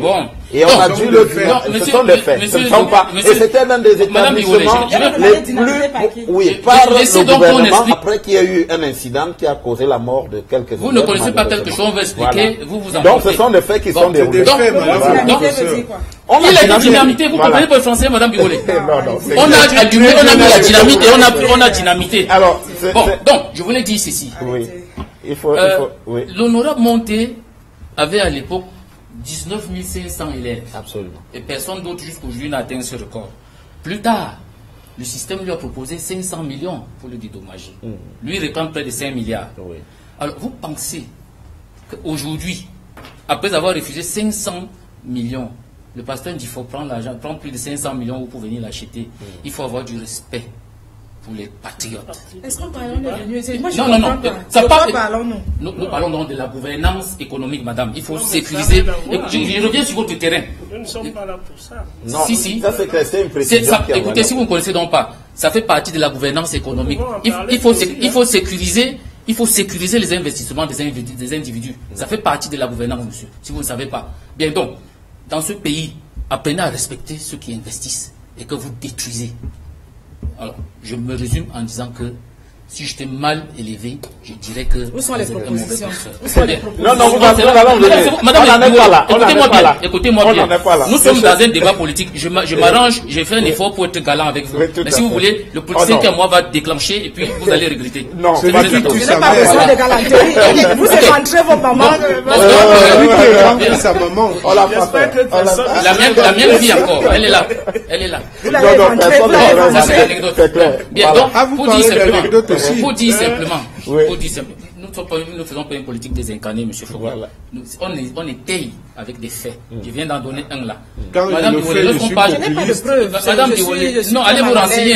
Peut-être vous avez moins de 30 ans. Si vous avez une décision de justice. Madame Biolay, j'ai bien dit que... Je n'ai pas moins de 30 ans. Bon, ça veut donc dire que vous n'êtes pas informé de ce fait. Tout le monde ici vous dit que ce sont des faits établis, vérifiables, qui sont là. Allez là-bas. Le professeur Foguesset, c'est que c'est qu'un fait. Allez en face, j'en sais plus que je l'ai appris. Allez en face. Je confirme que c'est un fait. Ce collège a été dynamité à la suite d'un incident. Allez en face du palais du sport, vous allez trouver une base des Chinois. C'est le terrain de ce monsieur où il a investi plus de 500 millions de francs. Bien, donc, c'est pour dire, vous ne pouvez pas parler de gouvernance dans un pays si vous ne pouvez pas sécuriser les investissements. Si le plus petit fonctionnaire, parce que votre tête ne lui plaît pas ou parce que vous ne lui donnez pas de l'argent, prend ce genre de décision. Vous ne pouvez pas parler de gouvernance économique. Or, le pays a besoin des investisseurs privés. Et il faut que les fonctionnaires soient là, neutres, pour les faire avancer.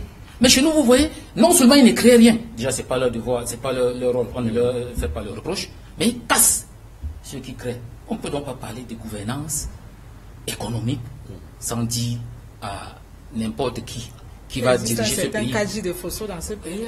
Oui, il y a plusieurs Kaji, n'en déplaise. Oui, il y en a plusieurs. Et c'est une bonne chose. Il faut seulement les imiter au lieu de les combattre, de les pourchasser. C'est ce que je pouvais dire sur ce point-là. Voilà.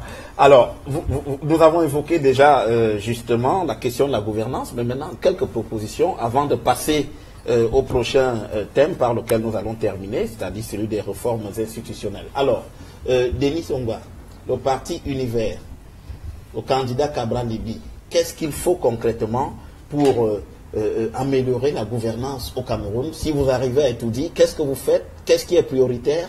Quels sont les points essentiels? Ce qu'il faut changer au Cameroun, c'est le modèle de gouvernance. Ce modèle de gouvernance là passe par la réduction de la prépondérance de la trop grande centralisation décisionnelle, en commençant par le sommet, c'est-à-dire par la présidence. Nous pensons que le président de la République au Cameroun, en tant que celui qui insuffle l'action publique, a trop de pouvoir, c'est-à-dire qu'il fait tout et n'est finalement responsable de rien. Il faut, c'est ce que nous pensons, mettre véritablement en place la décentralisation décisionnelle, en commençant par dépouiller de la fonction présidentielle le nombre très élevé des responsabilités. Ensuite, nous pensons également qu'il faut réduire le trop grand nombre d'institutions publiques au Cameroun. Il y a des institutions qui se superposent, qui se marchent dessus, même au niveau du gouvernement lui-même. On a des secteurs de la vie publique qui parfois sont partagés entre 3 départements ministériels, à telle enseigne qu'on ne sait pas qui est responsable de quoi. Ensuite, il faut installer la méritocratie dans la gestion des affaires publiques. Nous pensons que l'administration camerounaise, qui est compétente, qui dispose certainement de fonctionnaires compétents, est mal rémunéré. Deuxièmement, il n'y a pas des éléments de bonification qui peuvent permettre aux gens de produire des résultats qui sont optimaux. Il faut drastiquement lutter contre la corruption. La corruption est un mal qui gangrène durement l'administration publique et la gestion des affaires publiques, de telle manière que si on ne lutte pas efficacement contre elle, on n'arrivera pas effectivement au résultat qu'on souhaite atteindre.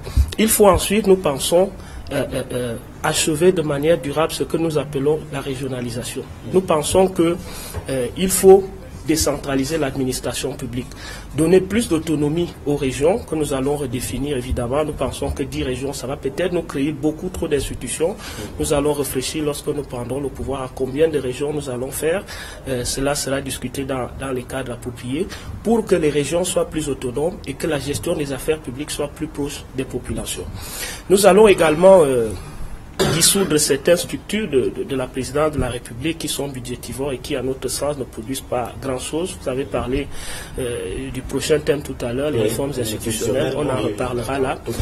Nous allons aussi, et c'est peut-être l'avantage que nous avons d'avoir un candidat qui est jeune, qui est dynamique et qui va être présent. Nous pensons que celui qui nous gouverne, le top management actuel, est suffisamment absent. Cet absentéisme produit des effets boomerang, c'est-à-dire qu'on ne sait pas exactement qui prend la décision, qui est responsable de quoi. Il faut que celui qui prendra le Cameroun le 7 octobre prochain soit plus présent, soit plus actif, ait des instances de coordination qui sont plus permanentes, notamment le Conseil des ministres. Vous savez que chez nous, c'est une instance qui est quasiment au calendrier grec, on ne sait pas quand elle se tient. Il y a également des réformes à faire au plan de la justice. Il faut une justice qui n'est plus sous la botte du chef de l'État. Il faut, effectivement, on reparlera des réformes institutionnelles, il faut effectivement mettre au centre de notre gouvernance le peuple et non les gros responsables. Donc nous pensons que ce qu'il faut au Cameroun, c'est un changement de management.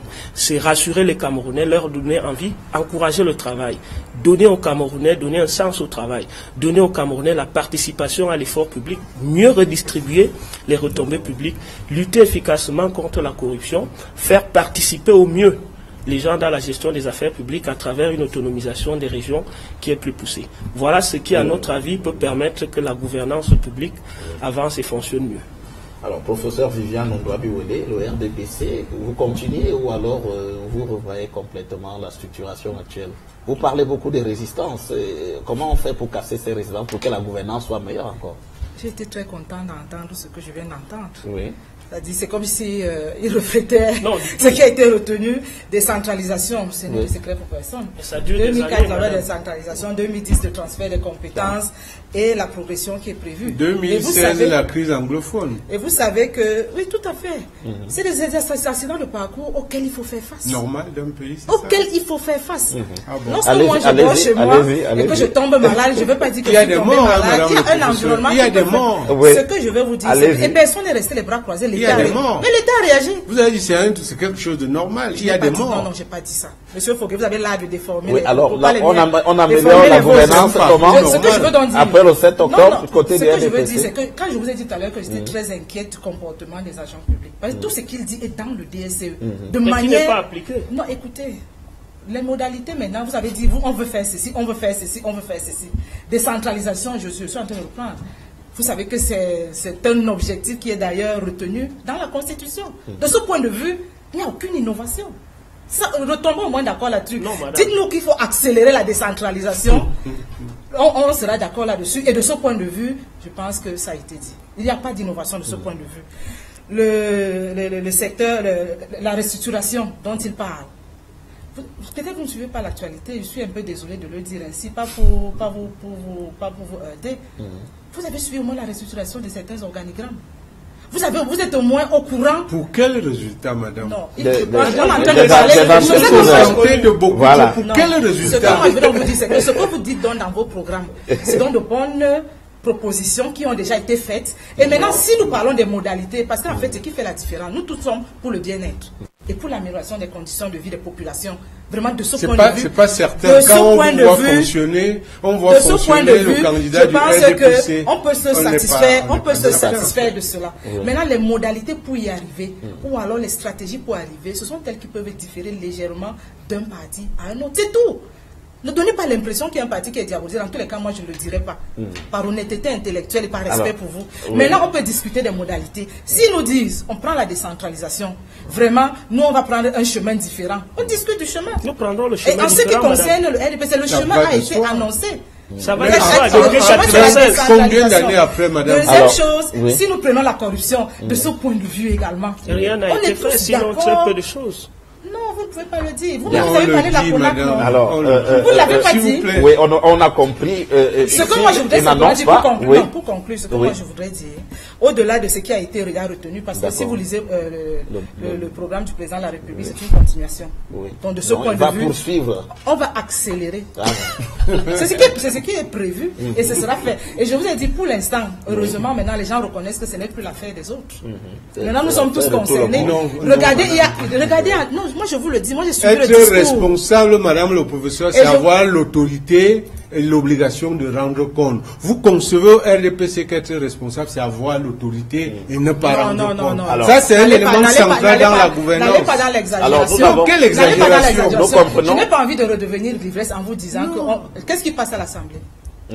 Qu'est-ce qui passe à l'Assemblée? Ce n'est pas la reddition des comptes. De quel compte? Vous parlez donc de quoi? L'Assemblée, on va parler de la réforme institutionnelle. Alors, on va y aller, Michel. La réforme...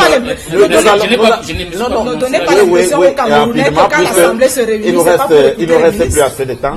C'est simple. Michel Mombio. La politique ne vous enlève pas toute valeur, quand même. Michel Mombio. Il faut rentrer à la République des citoyens et tuer la République des fonctionnaires. C'est aussi simple que ça. Le MCNC veut créer un nouveau Camerounais. Un citoyen nationaliste. Un citoyen, c'est quelqu'un qui vit dans une communauté, sur un territoire. Considérons donc le Cameroun comme une cité. Le MCNC veut créer un nouveau Camerounais qui met sa nation au-dessus de tout. Et tant que vous avez des fonctionnaires qui passent le temps à s'occuper du budget pour rouler dans des grosses voitures sur des mauvaises routes, rien ne peut changer. Il faut les neutraliser, en réalité. Il faut les neutraliser. Oui, alors, on aura compris un mot et puis on va rapidement évoquer les questions. Non, la proposition, c'est neutraliser. Neutraliser ceux qui... Comment? Bon, que je vous explique. C'est que je lui explique. Non, je suis curieuse. Que je vous explique. Comment, oui. Bien, alors, Weber dit qu'il y a deux sortes de fonctionnaires. Il y a les fonctionnaires administratifs et les fonctionnaires politiques. Les fonctionnaires politiques, c'est dans la préfectorale surtout. Ils ont pour mission de maintenir le statu quo. C'est pour ça qu'un sous-préfet peut interdire votre meeting alors que personne ne lui a demandé de le faire. Il est formé pour agir comme ça. Quand il a su la sécurité, vous en tenez compte. Madame Biolé, apparemment vous avez la logorie. C'est fou, hein, c'est fou ce que j'entends. Donc, si vous poussez la décentralisation, les fonctionnaires politiques disparaissent. Vous n'aurez plus besoin d'un gouverneur de région. Vous n'aurez plus besoin d'un sous-préfet. Ils disparaissent et la démocratie devient plus vivante. Vous avez bien compris, madame? C'est ce que vous vouliez dire. Ce que je voulais dire, c'est qu'au terme de cette première partie du débat, j'observe qu'il y a une... je ne sais pas si on doit dire une populisme autour du plateau, car au départ, lorsque nous mettions les mots sur les choses, sur les souffrances des Camerounais, madame le professeur, du haut de son magistère, nous taxait de populistes. Monsieur le représentant du fort, qui est souvent mis un peu en retrait par rapport au parti dont il est le leader, a dit que nous sommes populistes, mais j'observe qu'à la fin, tout le monde se lave dans ce marigot. Donc, je veux dire une chose simple. La force de l'expérience du candidat Biya, c'est la force de l'expérience de l'échec de la gouvernance. Personne au Cameroun ne peut dire quel est le salaire du président de la République. Nous, au quartier, nous, les petites gens du quartier, là, on sait que le budget de l'État, c'est sa part. Ainsi, peut aller à Genève. Votre gouvernance, c'est le salaire. Madame, mais vous enseignez la gouvernance, sauf si vous enseignez autre chose. On ne peut pas parler de gouvernance sans s'intéresser au salaire. Le salaire permet de comprendre son niveau de vie. Vit-il avec son argent ou vit-il avec l'argent de nos impôts? Il y a un budget qui est dans la loi. Mais madame, vous mettez beaucoup de choses dans le... Il y a un budget. De visiter le budget. On dit aux Camerounais d'aller prendre le budget qui est sur Internet. Je vous savais beaucoup plus calme, madame le professeur. Il faut corriger. Alors, il faut corriger la copie. Non, je ne suis plus élève. Je ne suis plus élève, madame le professeur. Donc, le budget de la présidente est connu et rendu public. Je parle du salaire du président de la République. Le président Kamto. Le président Kamto fera voter un salaire du président de la République et tout le monde. Non, madame, je crois qu'on est dans une affaire sérieuse. Alors, s'il vous plaît, laissez que je... Oui, je voulais simplement rappeler à madame le professeur qu'on est dans une affaire sérieuse.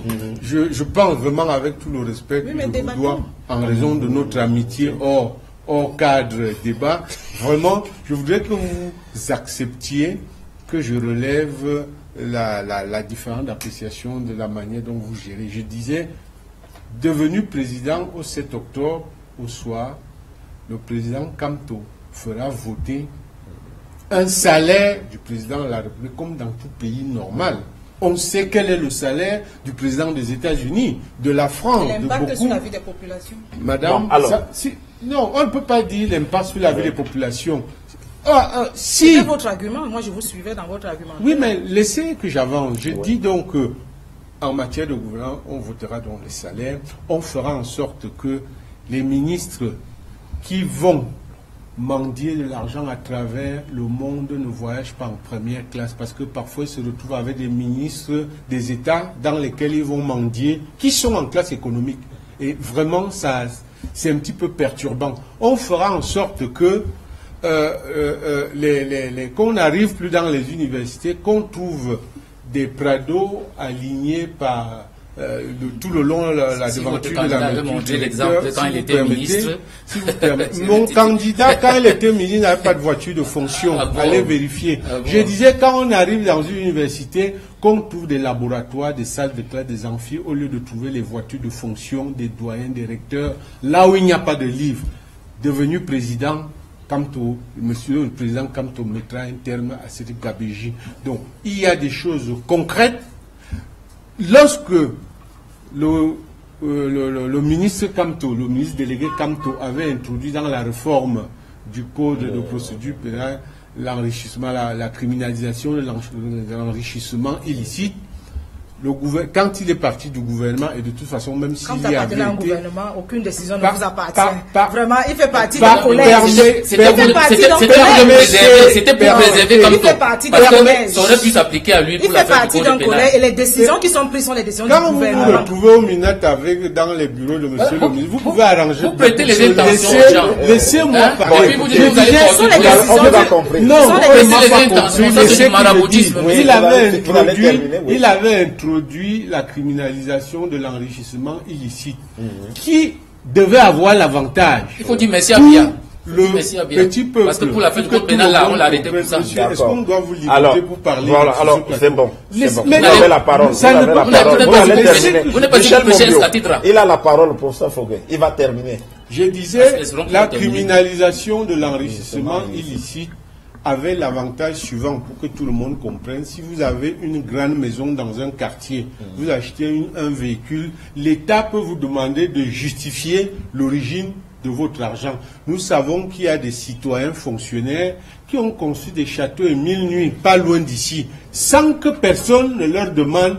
On a entendu qu'ils étaient agriculteurs, d'autres ont dit qu'ils étaient éleveurs. Toujours est-il que si on avait criminalisé l'enrichissement illicite, vous savez que la loi d'application pour la mise en application de l'article 66 de la Constitution, qui n'est déjà pas, je veux dire, l'élément le plus élevé de la prévention de la corruption, parce que la différence entre le MRC, entre le candidat Kamto et le candidat Biya, c'est que M. Biya laisse les bandits corrupteurs entrer dans la maison et engagent la bagarre. Le MRC va prévenir la corruption. Vous voyez qu'on change complètement de logiciel. Vous luttez contre la corruption avec les résultats que nous voyons. Nous, on va prévenir la corruption, et une fois que les quelques acteurs les plus futés auront passé les mailles des filets, alors on leur empêchera de jouir du bien dérobé aux Camerounais par des moyens démocratiques et légaux. Alors, monsieur, nous allons aborder le dernier thème de cette émission, les réformes institutionnelles. Nous allons juste évoquer les réformes qui paraissent être essentielles aujourd'hui en ce qui concerne les institutions au Cameroun. Alors, professeur Viviane Ondouabi-Wele, est-ce que vous vous contentez des institutions telles qu'elles sont actuellement, ou alors vous pensez qu'il faut les toiletter davantage? Les institutions oui, par exemple, oui, allez-y. Non, allez-y, je vous écoute. Oui, la Constitution, elle convient au RDPC actuellement, telle qu'elle est. Est-ce qu'il n'y a pas... on ne peut pas apporter quelques modifications? Alors, si je fais des commentaires, le professeur faut que les autres vont vous dire que je fais... Vous savez qu'on a signé... Bon, c'est peut-être pas valable pour les Camerounais qui nous suivent, mais les directives SEMAC, qui nous permettent de passer, par exemple, d'une chambre à une cour des comptes. Et vous savez que dans la depuis 2011, Madame le professeur, merci de le rappeler. Et vous savez que nous avons signé, et quand je dis nous, ça dit le gouvernement camerounais à travers le président de la République, justement. Ça fait 7 ans que vous auriez dû mettre en application cette cours. Donc c'est une réforme qui certainement va être engagée. La décentralisation, vous savez également que c'est une réforme importante qui sera également accélérée. Et de ce point de vue, les choses ont été faites. Et comme dans la vraie vie, la vie se passe à pas sérieux, et bien entendu, l'avenir est devant. Il n'est pas derrière. C'est pour ça qu'on utilise le mot sera. Il n'est pas derrière. Si vous voulez l'utiliser à l'imparfait ou au conditionnel, ça vous engage. Mais nous, c'est un futur dérisé, un futur désiré qui doit être réalisé. Et de ce point de vue, le chemin qui est tracé est un chemin qui est clair. Le document de stratégie pour la croissance et l'emploi reste la boussole qui a été retenue. Et de ce point de vue, toutes les réformes institutionnelles prévues dans seront accélérées. C'est le président de la République qui l'a retenu. Mais madame le professeur, nous sommes aujourd'hui le 25. Si vous sortez, vous faites un tour devant les banques, vous allez voir une image réelle de la misère des Camerounais avec tous ces beaux projets que vous avez. Mais vous travaillez beaucoup, mais ils souffrent plus. Peut-être qu'il faut que vous arrêtiez de travailler pour qu'ils souffrent moins. Parce que laissez que je termine ma phrase. Et vous, en même temps, vous l'engagez, vous continuez. Voilà, je termine en disant que si vous allez, il est 10 heures du soir, si vous allez, les Camerounais dorment devant les banques pour recevoir leur misère qui sert de salaire. Et lorsque vous résistez aux réformes, Madame, vous tuez la les Bayamselam dorment dans les champs. C'est vous qui tuez le rêve de ces populations parce que vous refusez de mettre ces mais il rêve en voyant le président. Les Bayamselam dorment dans les champs. Personne ne s'en plaint. Il rêve les Camerounais.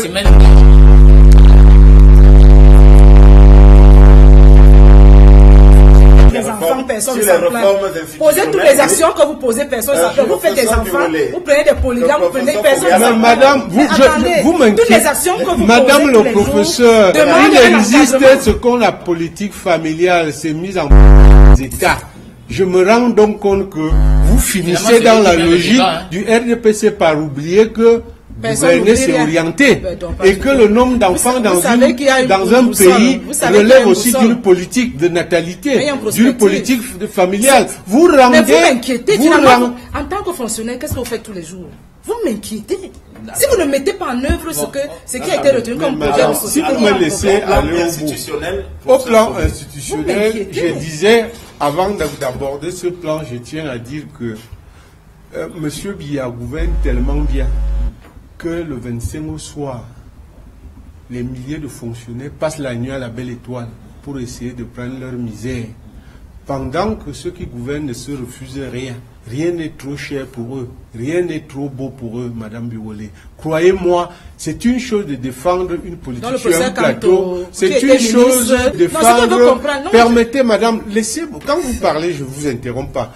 Permettez, Madame Biolay, que j'interpelle votre conscience. Vous faites un débat de politiciennes là. Mais demain dans la rue, vous allez croiser des personnes en chair et en os qui souffrent de la politique. Vous avez le privilège de visiter les États-Unis. Nous, on n'en a pas. On peine à manger au Cameroun, Madame le professeur. Les gens peinent à manger. Vous étiez en mission certainement.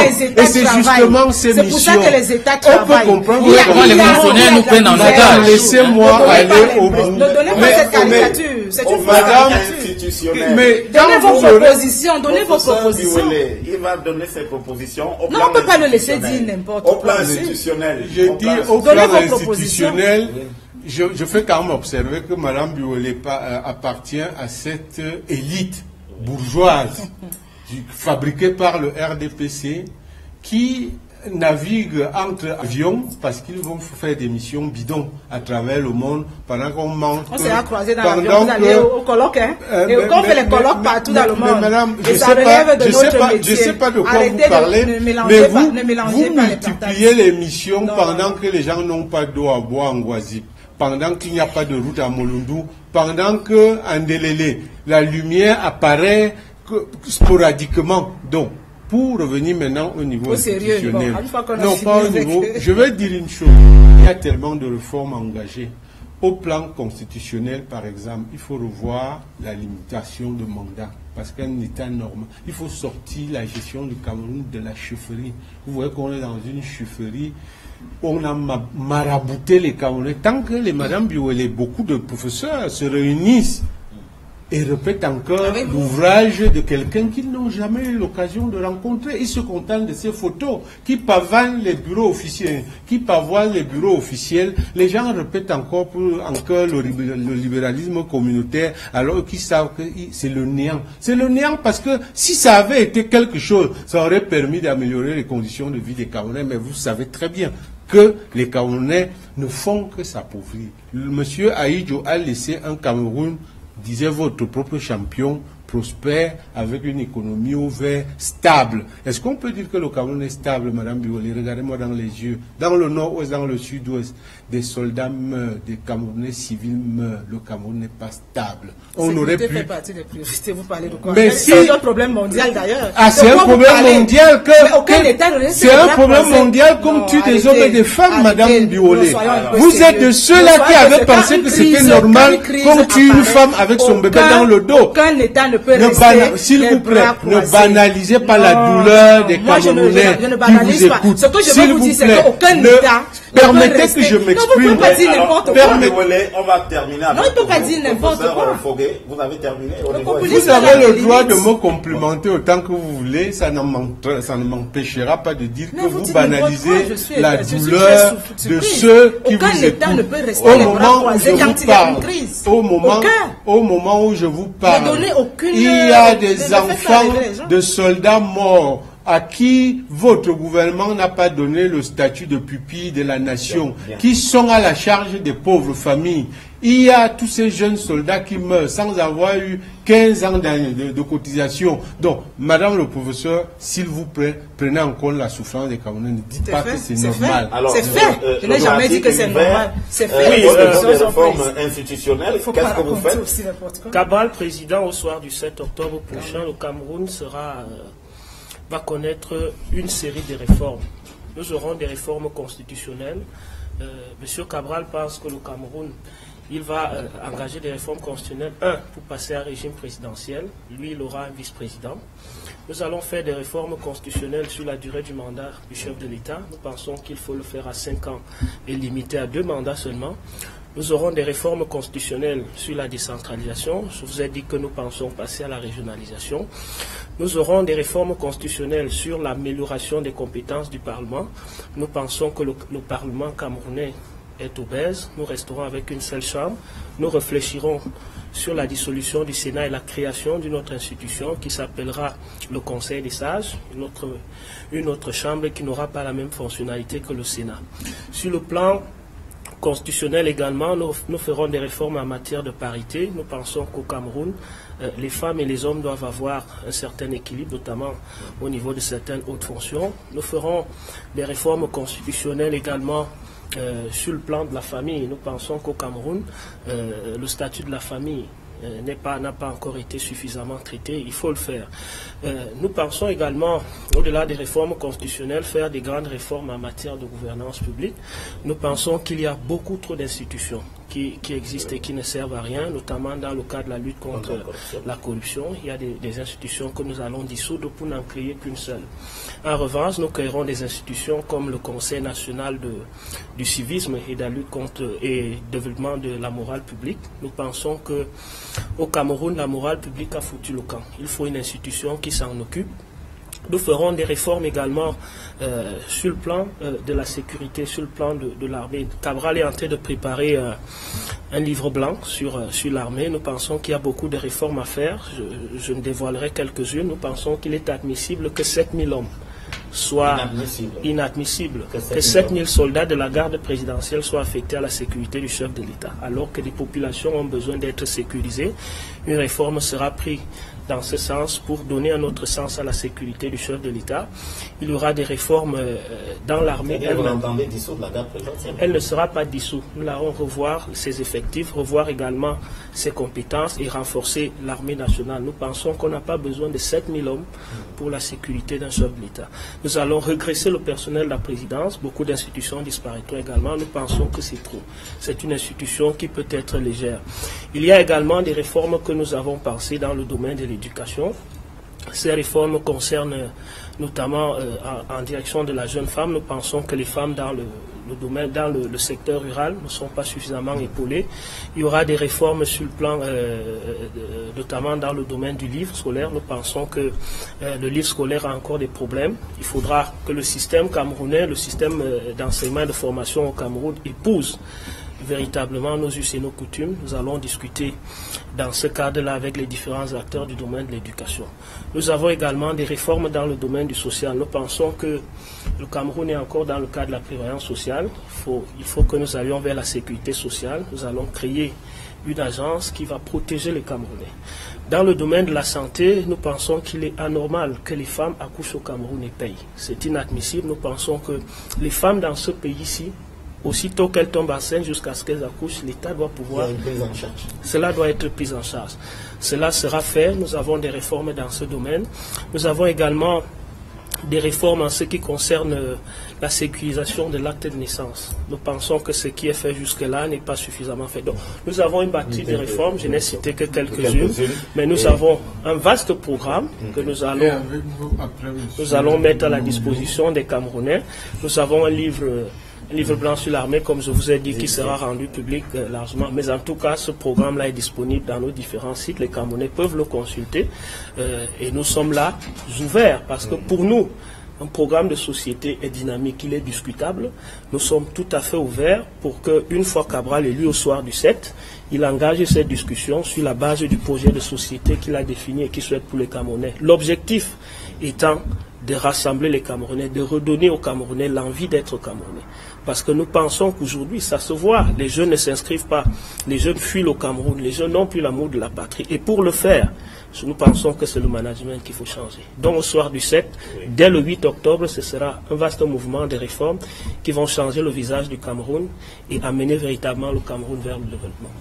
Alors, Michel Zoubio, il faudra que je prenne la parole parce que je n'ai pas pu présenter nos réformes harcelées amicalement par Madame le professeur et le représentant. Il nous reste pas assez de temps. Michel Mombio, et puis nous allons sortir avec. Vous savez, le MCNC ne vend pas du vent. Le MCNC a été créé par un enseignant et il pense que la première institution à changer, c'est la mentalité du Camerounais. Parce que le Camerounais, comme le disait Joseph Omba, l'ancien ministre Omba, qui disait que les Camerounais se comportent comme des mercenaires dans leur propre pays. Il faut donc, je suis parfaitement d'accord avec mon jeune frère là, qu'il faut redonner aux Camerounais l'envie d'être Camerounais.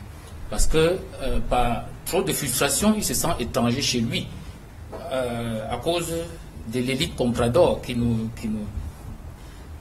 avilit à la limite. Bien, mais ceci dit, quel est le modèle de société que le MCNC veut implémenter?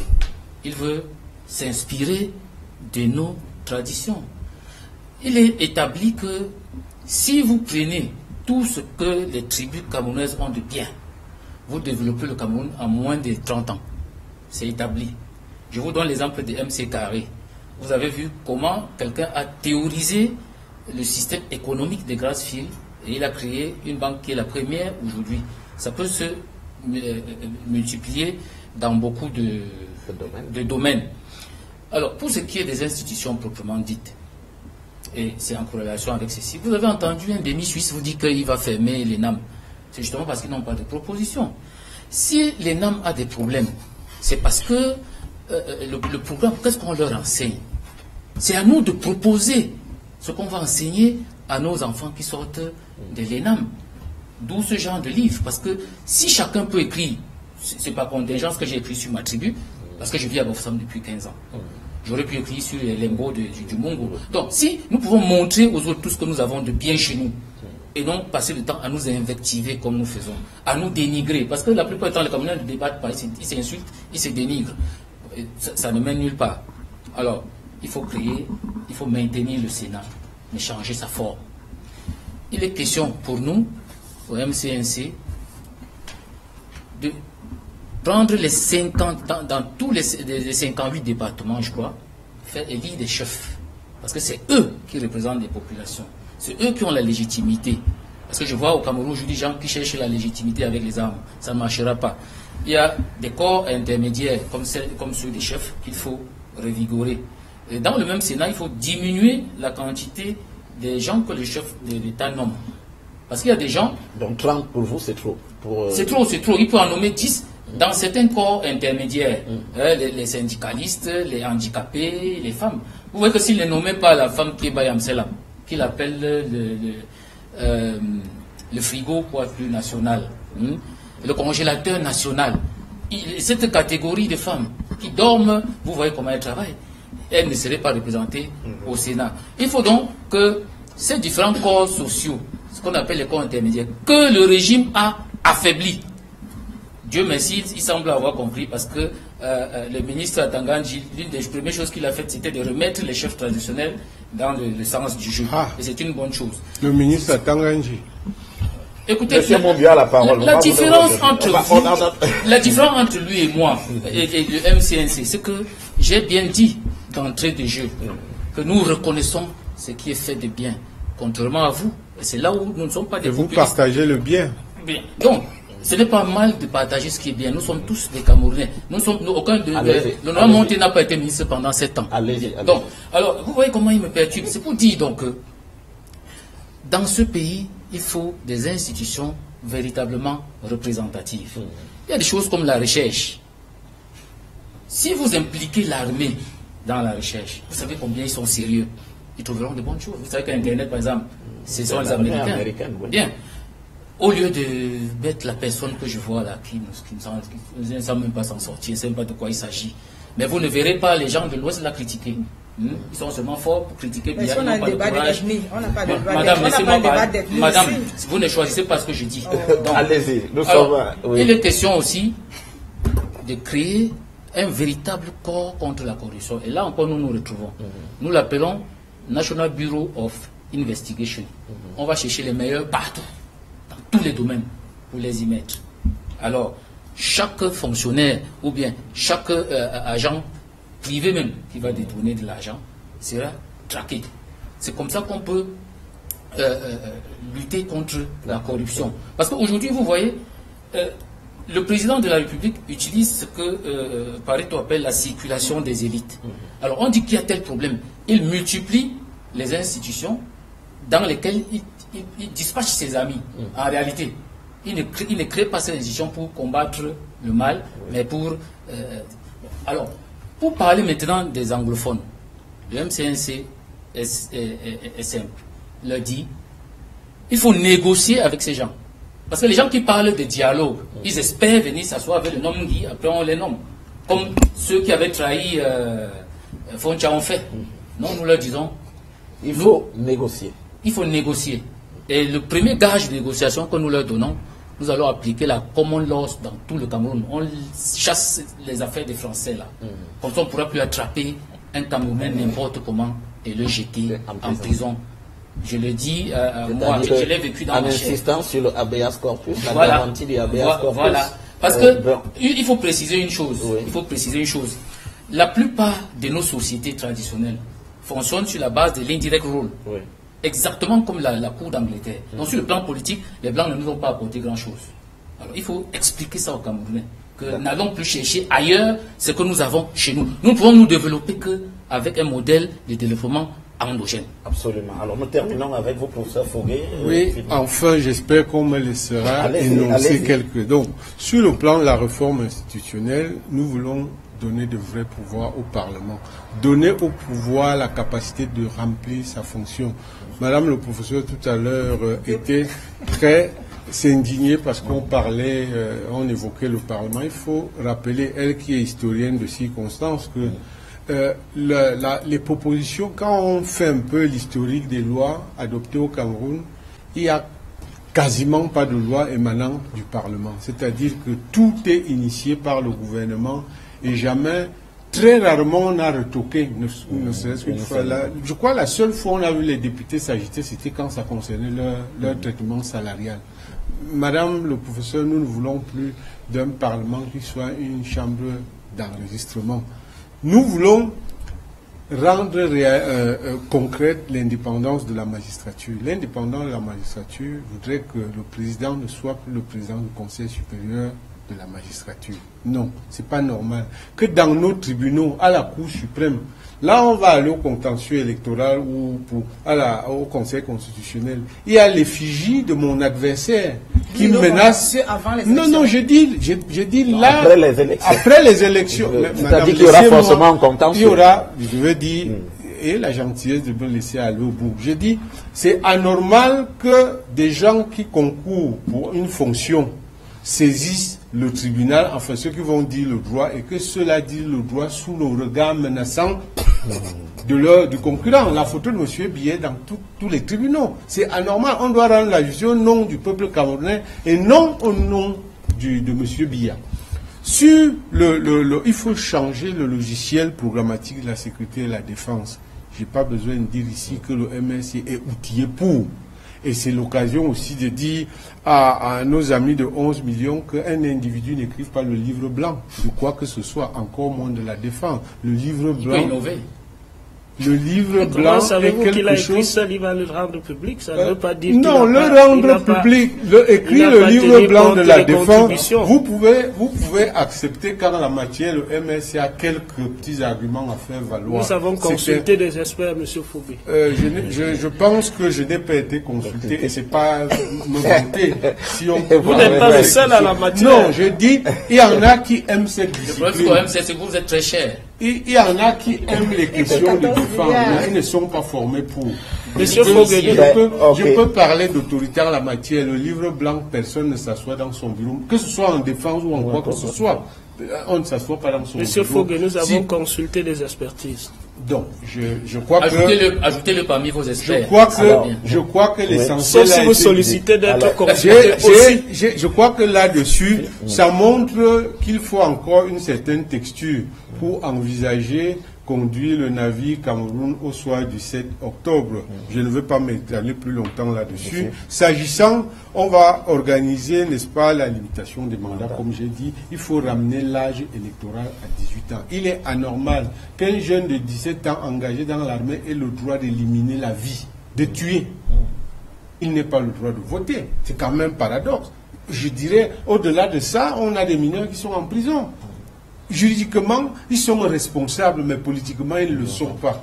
Ce sont des aberrations. Mais le RDPC a fait ça sciemment, parce que c'est la frange qui souffre le plus de son mauvais système de gouvernement. Et il faut priver donc cette frange de la population du pouvoir de choisir ses représentants. Il faut un rééquilibrage des pouvoirs, ça c'est clair. Il faut sortir du logiciel de la lutte contre la corruption pour celui de la prévention de la corruption. Il faut mettre en place, il faut inscrire les libertés d'expression, la protection des journalistes et de leurs sources d'information dans une charte de la démocratie. L'affaire Admet Abba ne devra plus se produire sous le régime, sous le mandat du président Kamto. Parce qu'un journaliste, on doit protéger ses sources d'information. Et vous savez ce qui est arrivé à ce malheureux journaliste. Le code électoral, il faut un code électoral consensuel. Il faut le bulletin unique. Parce que le principe, madame, on parlait de gouvernance, madame le professeur, l'un des principes pour proposer une loi, c'est que la loi n'amène pas l'État à dépenser plus que dans la situation antérieure. Nous disons, mais si on était dans un système de gouvernance normal, la proposition du bulletin unique permet de faire des économies. Normalement, un régime qui est soucieux de la gouvernance s'engouffrerait dans on mettra les élections à 2 tours, la réforme de l'ECAM. Et l'ECAM est composé, c'est, n'est-ce pas, une section du RDPC, quasiment. Le vote sera obligatoire parce que pour construire une conscience politique aussi laminée, comme c'est le cas aujourd'hui, il faudra rendre le vote obligatoire. Tout à l'heure, M. Momio parlait de système de chef traditionnel. Je pense qu'il s'est trompé en écrivant son livre sur les Bamileke. Le chef n'a pas la même place dans toutes les sociétés, dans toutes les communautés camerounaises. Comment pouvez-vous commenter un livre que vous n'avez pas lu, M. Fouquet? Comment pouvez-vous parler d'un livre que vous n'avez pas lu? Autant un chef occupe une place prépondérante en société Bamileke associée. Ne m'amenez pas à dire que vous êtes un mauvais professeur.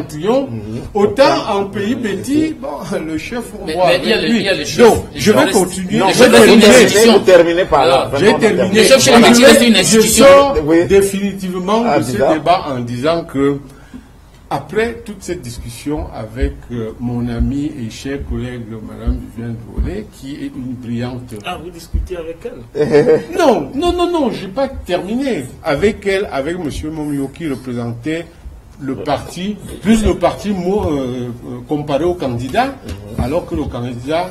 c'est celui qui se présente à l'élection et le parti n'est pas candidat. C'est ça ce qui arrive quand on loue le parti. Occupez-vous du MSC. Occupez-vous du MSC. Je dirais que c'est un débat qui nous a permis de constater d'autres désaccords avec le RDPC sur ce que c'est que la gouvernance et sur ce que les populations doivent attendre comme résultat de la gouvernance. Parce que le tout n'est pas de faire des textes, de nommer les gens. Il faudrait qu'à un moment, tout cela concourt à amener un mieux-être qui n'existe pas, Madame Bigot. Alors, merci. Monsieur Zoukou, en fac de lettres, on m'a appris que tant que vous n'avez pas lu un livre, ne le commentez pas. Non, oui, ça c'est clair. Juste une petite chose. En fait, les propositions, que ce soit de réforme institutionnelle, que ce soit de réduction de ci, de ça, sont arrimées à la stratégie. Et de ce point de vue, je voudrais simplement qu'on retienne qu'on a eu beaucoup de propositions sans que la stratégie ne soit très claire. Madame, vous parlez à un professeur de... On reviendra pour relier les deux. On va mettre d'un côté les objectifs, de l'autre la stratégie. C'est simplement pour dire que le débat n'est pas... Madame le professeur, la stratégie, c'est 3 choses. Le 17 octobre 2017, le président de la République sera le président de tous les Camerounais. Tout à fait. Et à ce moment, nous serons tous conviés à appliquer, chacun en ce qui le concerne, le projet de société. Les professeurs sont tous les mauvais potentiels. Les professeurs agrégés sont toujours des mauvais politiciens. À ne pas commettre, parce que la stratégie, c'est 3 choses. Un objectif finalisé, vous n'avez pas donné une méthode, une stratégie. Vous l'avez donné.